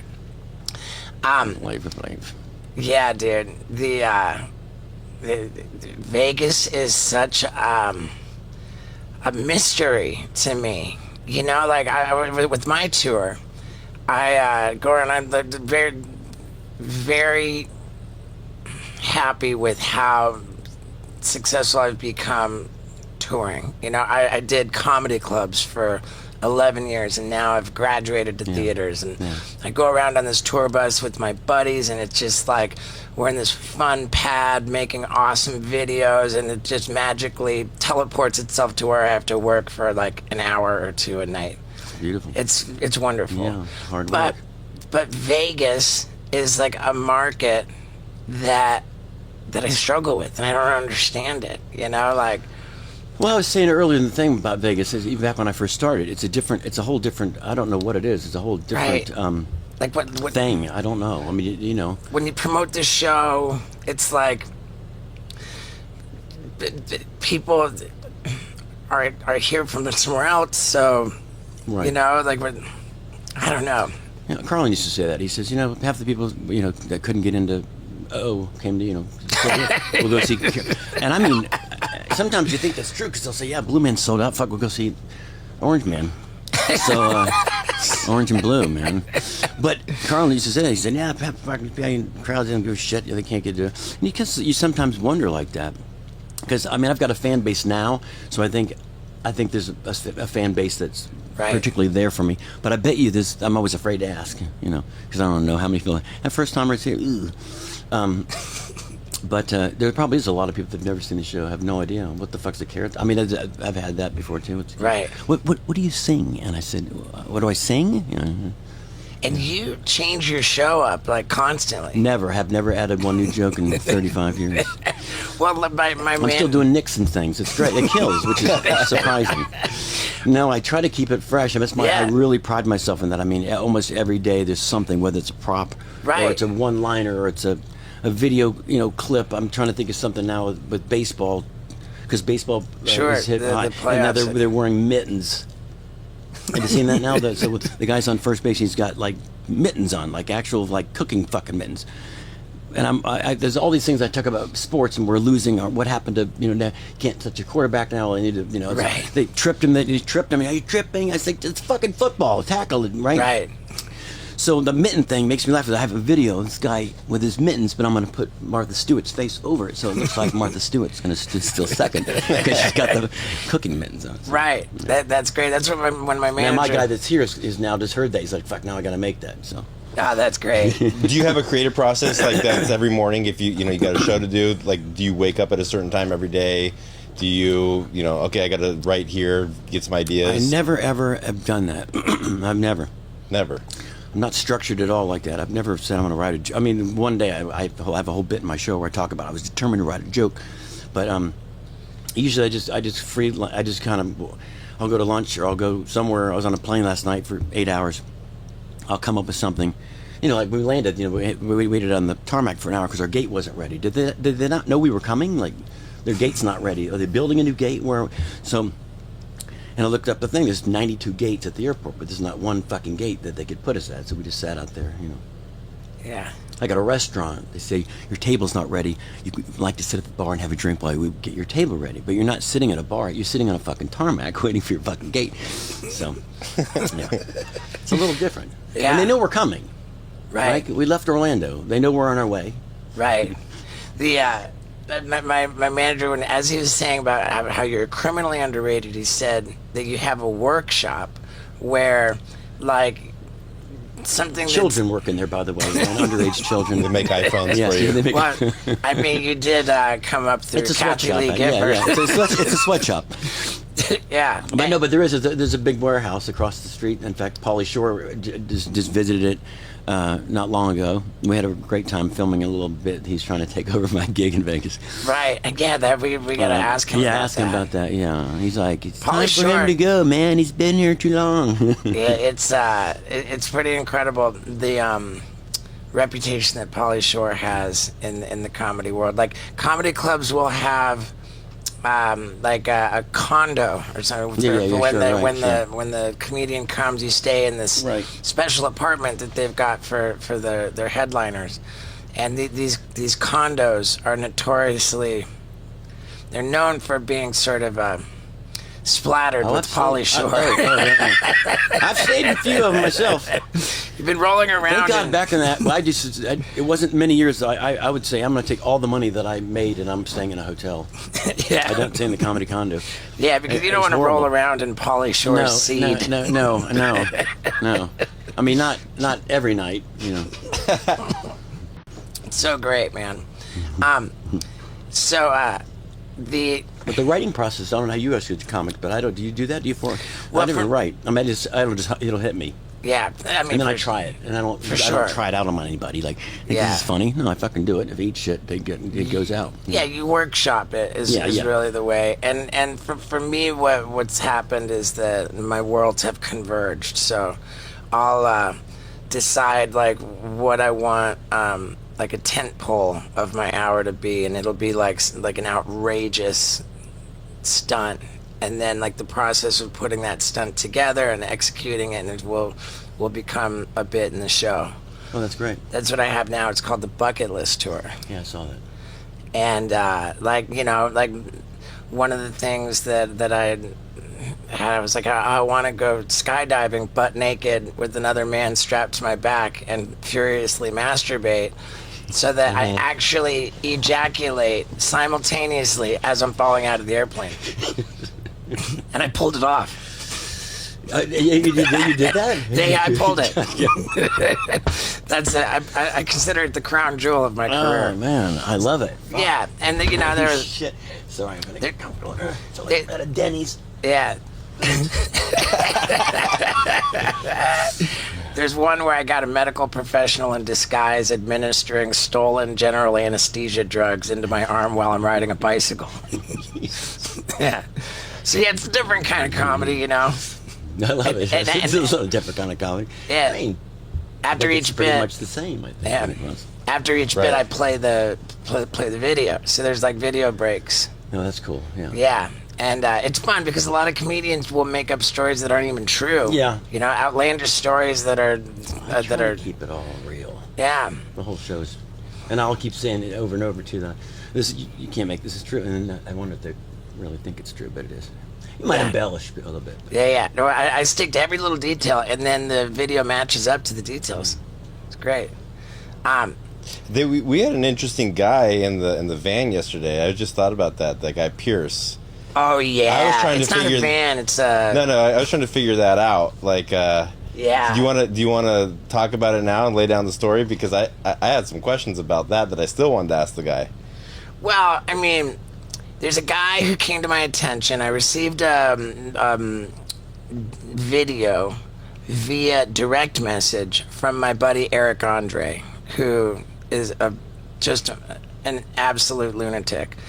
And the video was of it's like a bathroom doorway, and you're just looking at nothing, and then this guy jumps in, and you see that it's his butt, and actually like the hole in the crack, and then unbelievably out of the guy's butthole come his testicles. He poops his own balls out of his own butt, and they drop. I used to do this. Wait a minute.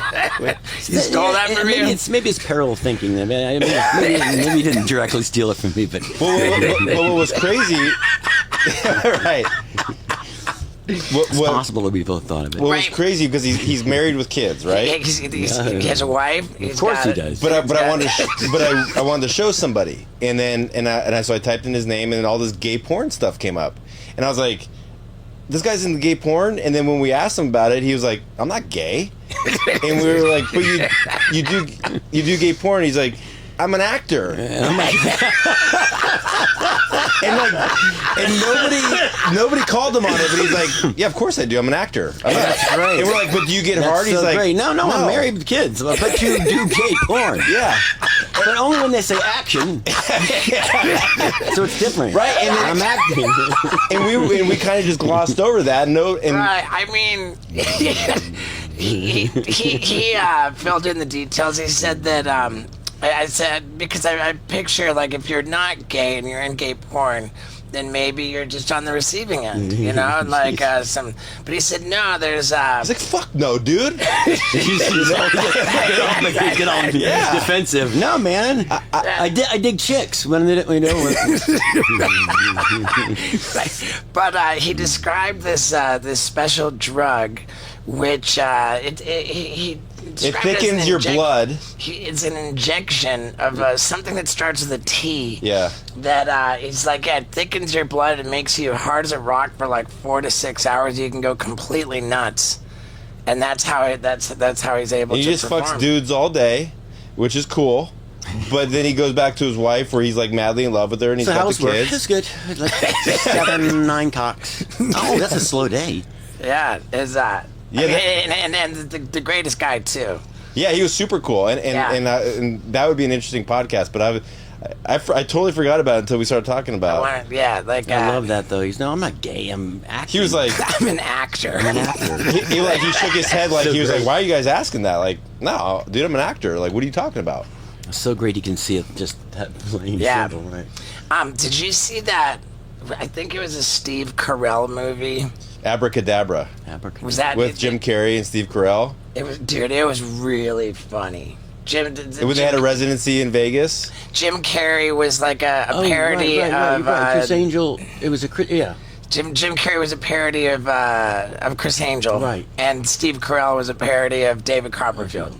Yeah. Were you in that movie? No, but I saw it. I remember seeing it. They didn't have anybody. I didn't think they didn't have a Carrot Top cameo. That's fuckers. Dude, that's bullshit. I mean, is that how like a residency is like? Like, you have a penthouse on the top floor of the hotel, and then you go down and do shows, or it's just kind of like you do your own thing? No.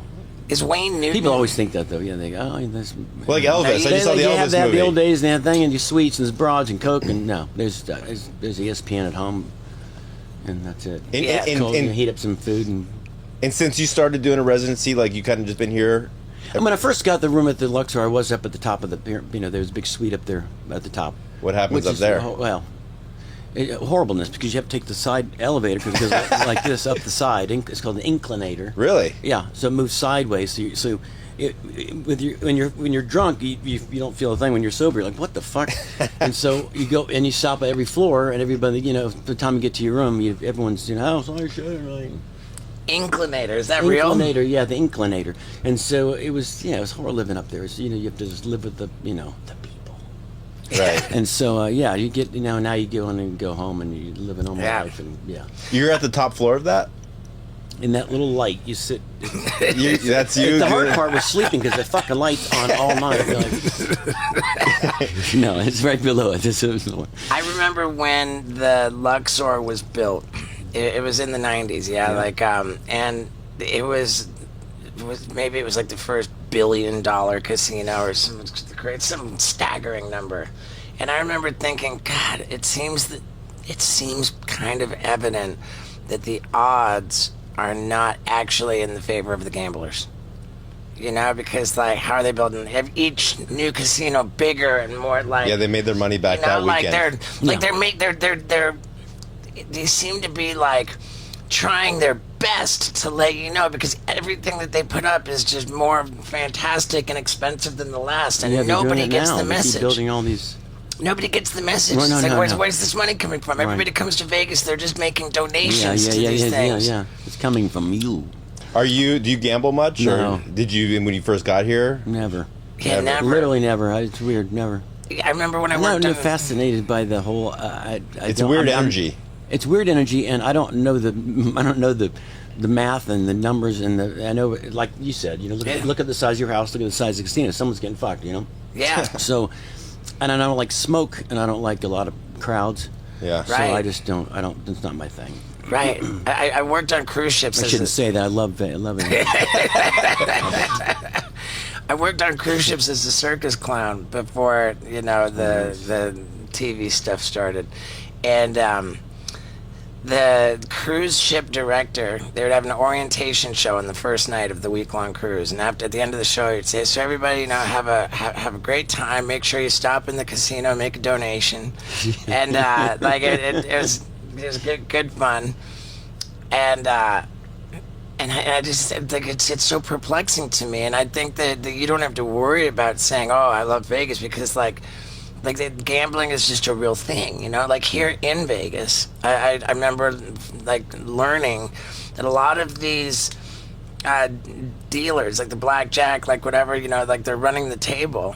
When their shift ends, a lot of them just hop over to the other side of the table. Like you would think that the people working in the casino.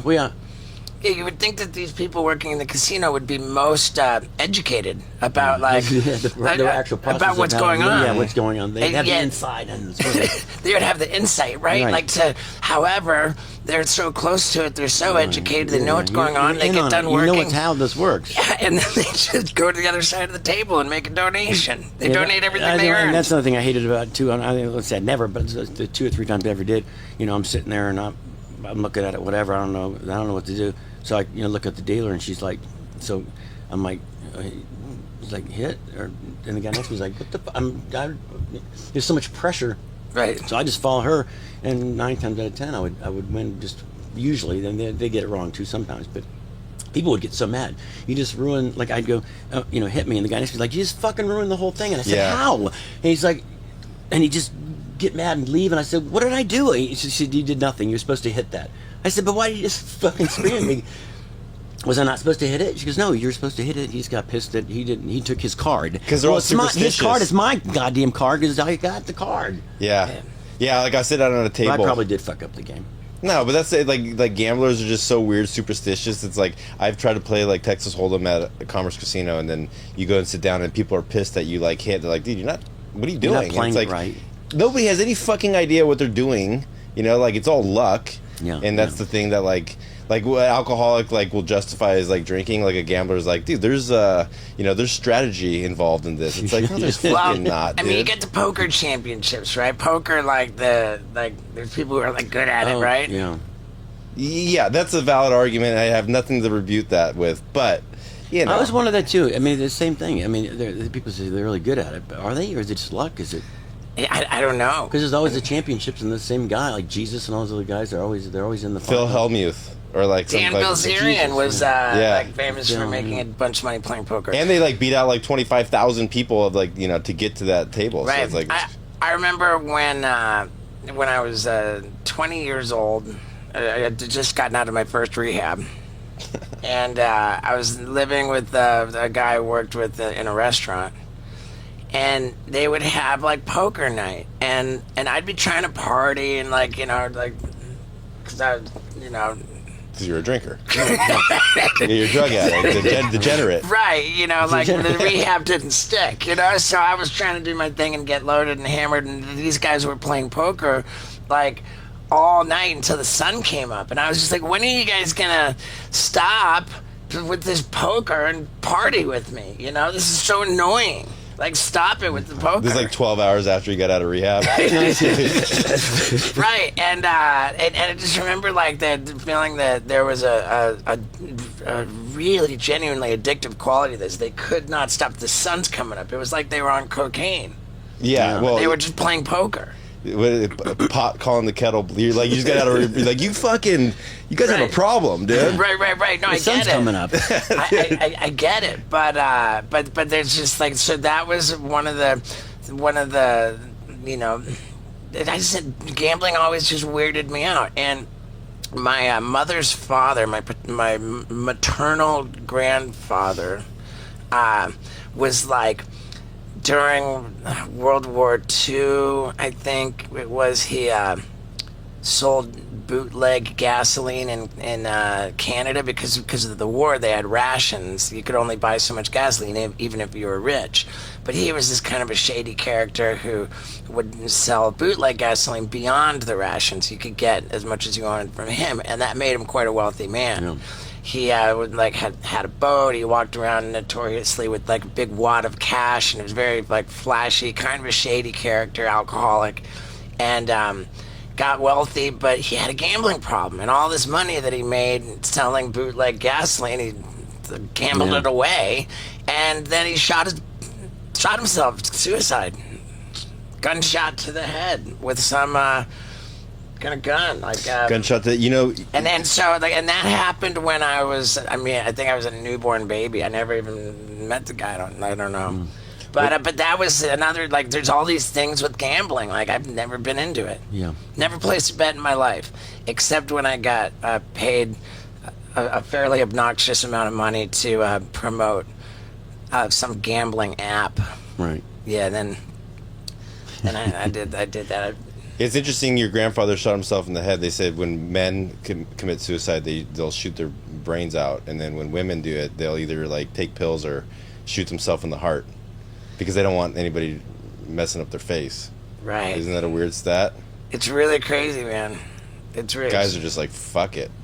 yeah.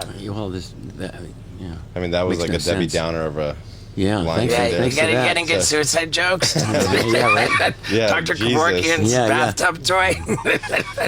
They don't want to mess their face. I was at a place in LA one time, and these ladies were like a little diner, and these ladies were looking at the cover of People magazine, and Cher was on the cover, and they kept going on and on. They're like, "Oh my God, look how beautiful Cher still looks. Look at that." And I took everything not. So I said, "You know that's been photoshopped." She goes, "But still, even if Right. what the fuck." Dude, it's wild. Is that Even if it was Photoshop, look how Right. great she looks. What's been fucking Photoshop? is it true that like Texas banned? Yes. That's true. Well, it was on the Texas news. banned what? They banned Filters. filters on some phone because kids are making themselves look better. And then they meet people and they're not. The skin isn't pure. And Welcome to every dating app Yeah, ever. no shit. Welcome to the world. Welcome to the right. world. I It's mean, like- you could tell when you look at someone's picture if it's been filtered or not. Jesus. Or they're like taking a selfie and you don't see their stomach. Wait. And like you get there. When did this come up? like 2 days ago or something like that. Yeah. Really? Yeah. Do you have that in your act yet? No, not yet. But it will be probably. It's pretty. I mean, I'll do it's- the. I'll do that. My joke will be something about. Really, here's picture me filtered, not filtered. It'd be something like that. Yeah. Picture me with the filter. I mean, because they see these, the Kardashians. They're like, oh my God, these women are perfect, and it's just like an unrealistic expectation. And so I think, even communicating with like people in real life on an app, like they don't look like that. Like people that you communicate, like half of them don't look like that at all. I do a joke in the show. I said, people. I love people when they talk about shit on me that it's like hair tops had facelifts, and a face. Wouldn't I look better if I had a facelift? Number one. Secondly, this is a picture of me 2 years ago, and my picture comes up. It's just me. This is me now. And it's a picture of Caitlyn Jenner. And I said, there's nothing. It's the same fucking, and it fucking kills every night now. And this is me now. 2 years ago, this is me now. The fuck? Whatever. Everybody's like, Right. it's the same thing. So how long? So I'll has- maybe I'll make that instead of the facelift, say, filters. Yeah. I don't filter. This is me filtered. This is me unfiltered. It's the same joke. Right. It said like you've got a video wall at your show. Yeah. That's that. How long have you had that? It used to not be a video wall. Yeah, no. I used to just be it's not a whole like we shoot up stuff. We don't have like probably you have the really nice wall, which is a projection kind of thing, but it's in a big Right. truss with lights and stuff. But for years and years and years and years, I would just have my logo on it behind me, like just Carrot Top. Right. And my lighting guy one night says, "Why don't you utilize that big screen for like jokes?" And I was Yeah. like, "What are you talking about?" And I think the first joke was it was a picture of Michael Jackson, and I'd say, "Got your nose," and it, take his thing, and the nose would go away. Got your nose, and so then it created a monster. Now Right. I think I have over 500 picture jokes, Yeah. like that kind of the Kardashian, that kind of Yeah, TED Talk. boom, here's Biden joke, and boom, Trump. It just so it goes into it's a quick, but it's fun because there's another way to present a joke, Right. as opposed to proper. Like, how about impressions? Are there like, do you get into? No, I don't do. I'm trying to do one right now. I can't do anyone. I You can't ever do it. did like a Trump one? I mean, my Trump is just horrible. I just go, Okay. no, I think about Stella. I can't do Trump still. I think my first impression. I think I used to do Jimmy Carter when I was a kid. My mom would have bridge, and she'd come in and wake me up with all of her bridge friends and say, "Do your Jimmy Carter." And what the fuck? It's midnight. I'm like, the American people are society. And my mom was like, how fucking great is that? Who can do a Jimmy Carter? I met Jimmy Carter and I told him that story. And he said, "Well, that's great. That's great. That's great, son." Yeah, Bozeman, Montana. This is great. I was getting by myself before I had people to help me with my. So I pulled up like 6 a.m. Still dark out, and I go to open the back of my truck to get my prop trunks out, and this goddamn Jeep comes up right behind me, where I'm like, the fuck? Like asshole. Like I'm trying to get my. There's no room to get my. Like I just the shot looked back like the fuck, and it's. I see Jimmy Carter, and okay, right in the passenger seat, and then I see Ted Turner's driving the Jeep naturally. Fucking asshole ran me over.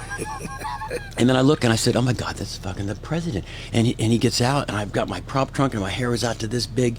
And then Rosalind Carter gets out, and then Jane Fonda gets out, and I'm like, this is way before we had cell phones. I was like, "Oh my God!" So I'm like, "Mr. President." And he's like, "Oh, your son." I said, "Oh my God, I used to do. What are you doing here?" Whatever. Long story short. Ted Turner says, "Get away from the fucking president," basically. And I said, I have a show on Cartoon Network. And he said, "Never heard of it." I said, it's called AM. It's called AM Mayhem. It's on your channel. Yeah, didn't care. Yeah, he about killed me. But it's cool, right? Jimmy Carter just standing there. You know, let's go. It's crazy. He's still alive too. Still alive. Building houses. Building houses. Isn't that crazy? You think he's? I mean, he's probably just when he's on camera, he's just hammers a nail, then he goes back and does. I'm sure. Yeah. But do you have anybody that ever like comes to the audience? Then and now that you're like kind of nervous about, or you know, yeah, the band Queen who came, it was pretty fun. Really, that's pretty cool. And they also did they tell you that they're there before they got there? When you're out they there, usually tell me them? before the Queen's coming. I'm like, oh fuck, the Queen's coming. They go, no, Queen. I thought the Queen was coming, but the Queen. But it was better, and they were so we become best friends now. They're really sweet people, but. Yeah, you get people. You get the sure. I mean, you get Shania Twain's. You get the people. Toby Keith and people come. I don't know that it's really a question of being like nervous, but I just excited. I just love it. I love it when there's excited. someone like when the stakes are a little higher for the performance because there's someone whose opinion really matters to you. You know, sure. Like it's like wow, like you're so much more. You like want to do a better show because the Queen's there, and you're like, and then you want to win them over.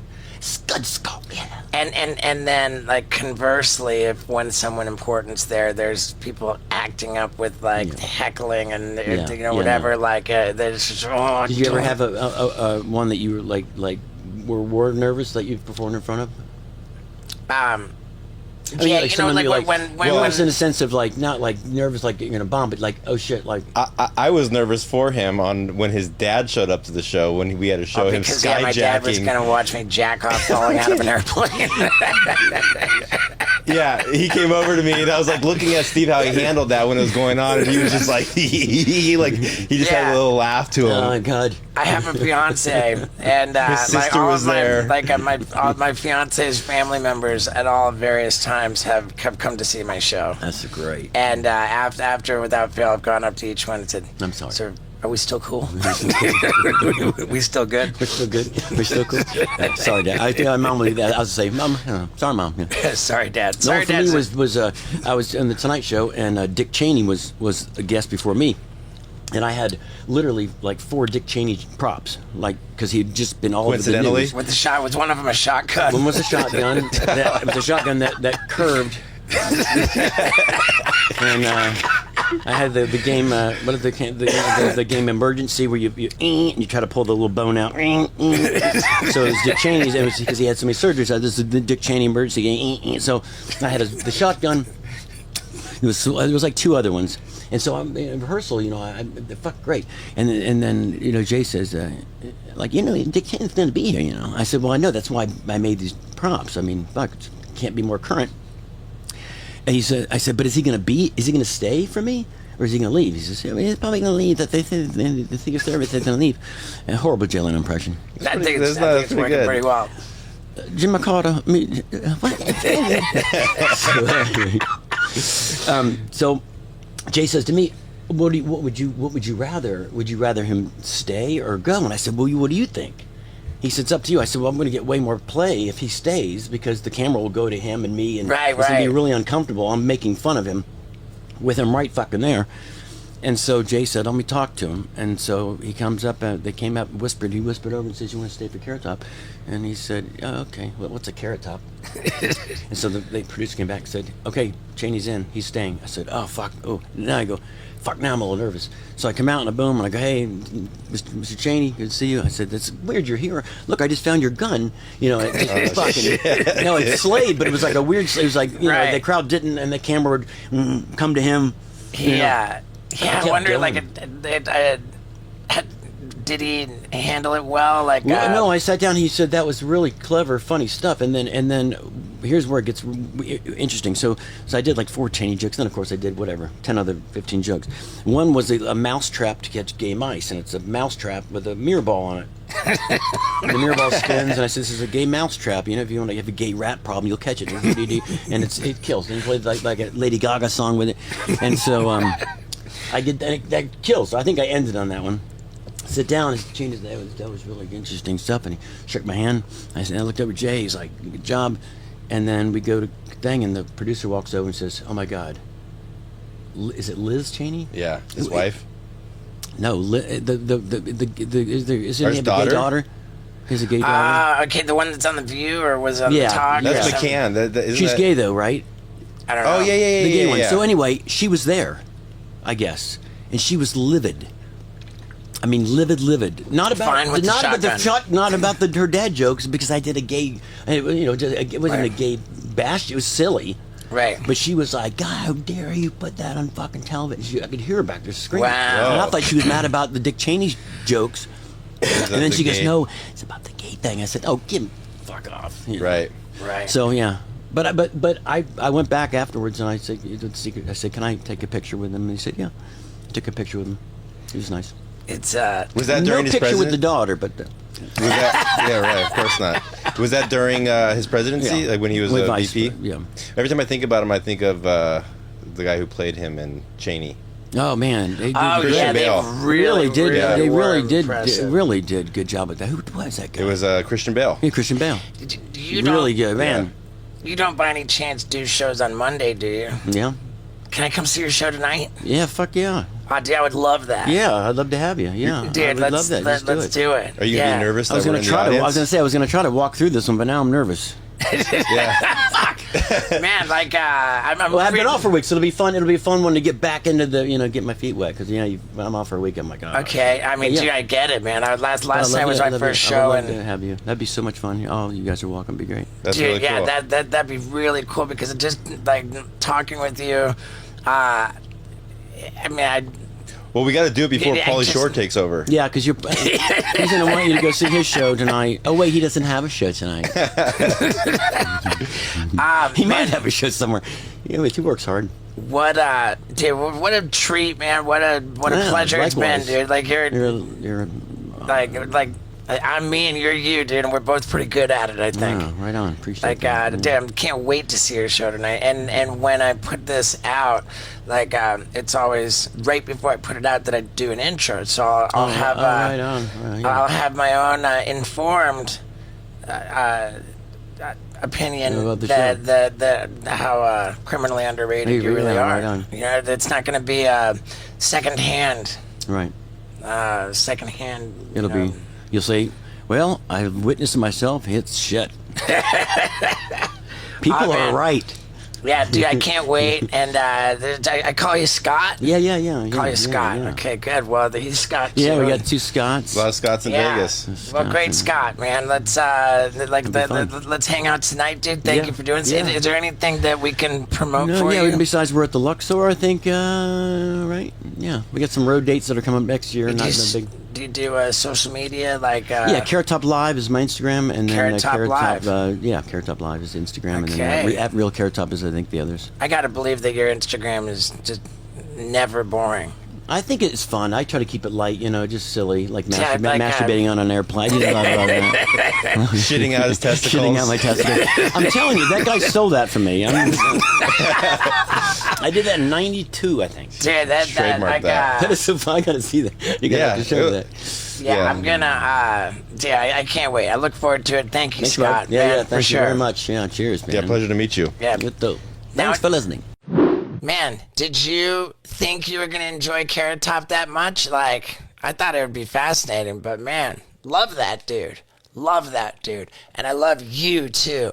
And I wasn't kidding about Steve-O's butt wipes for your butthole. Man, I think I'm really onto something with this. I think we've found a hit. Steve-O's butt wipes for your butthole. They are available at steveo.com. Don't wait to get on that, man. Your butthole deserves it. Yeah. Thanks, dudes.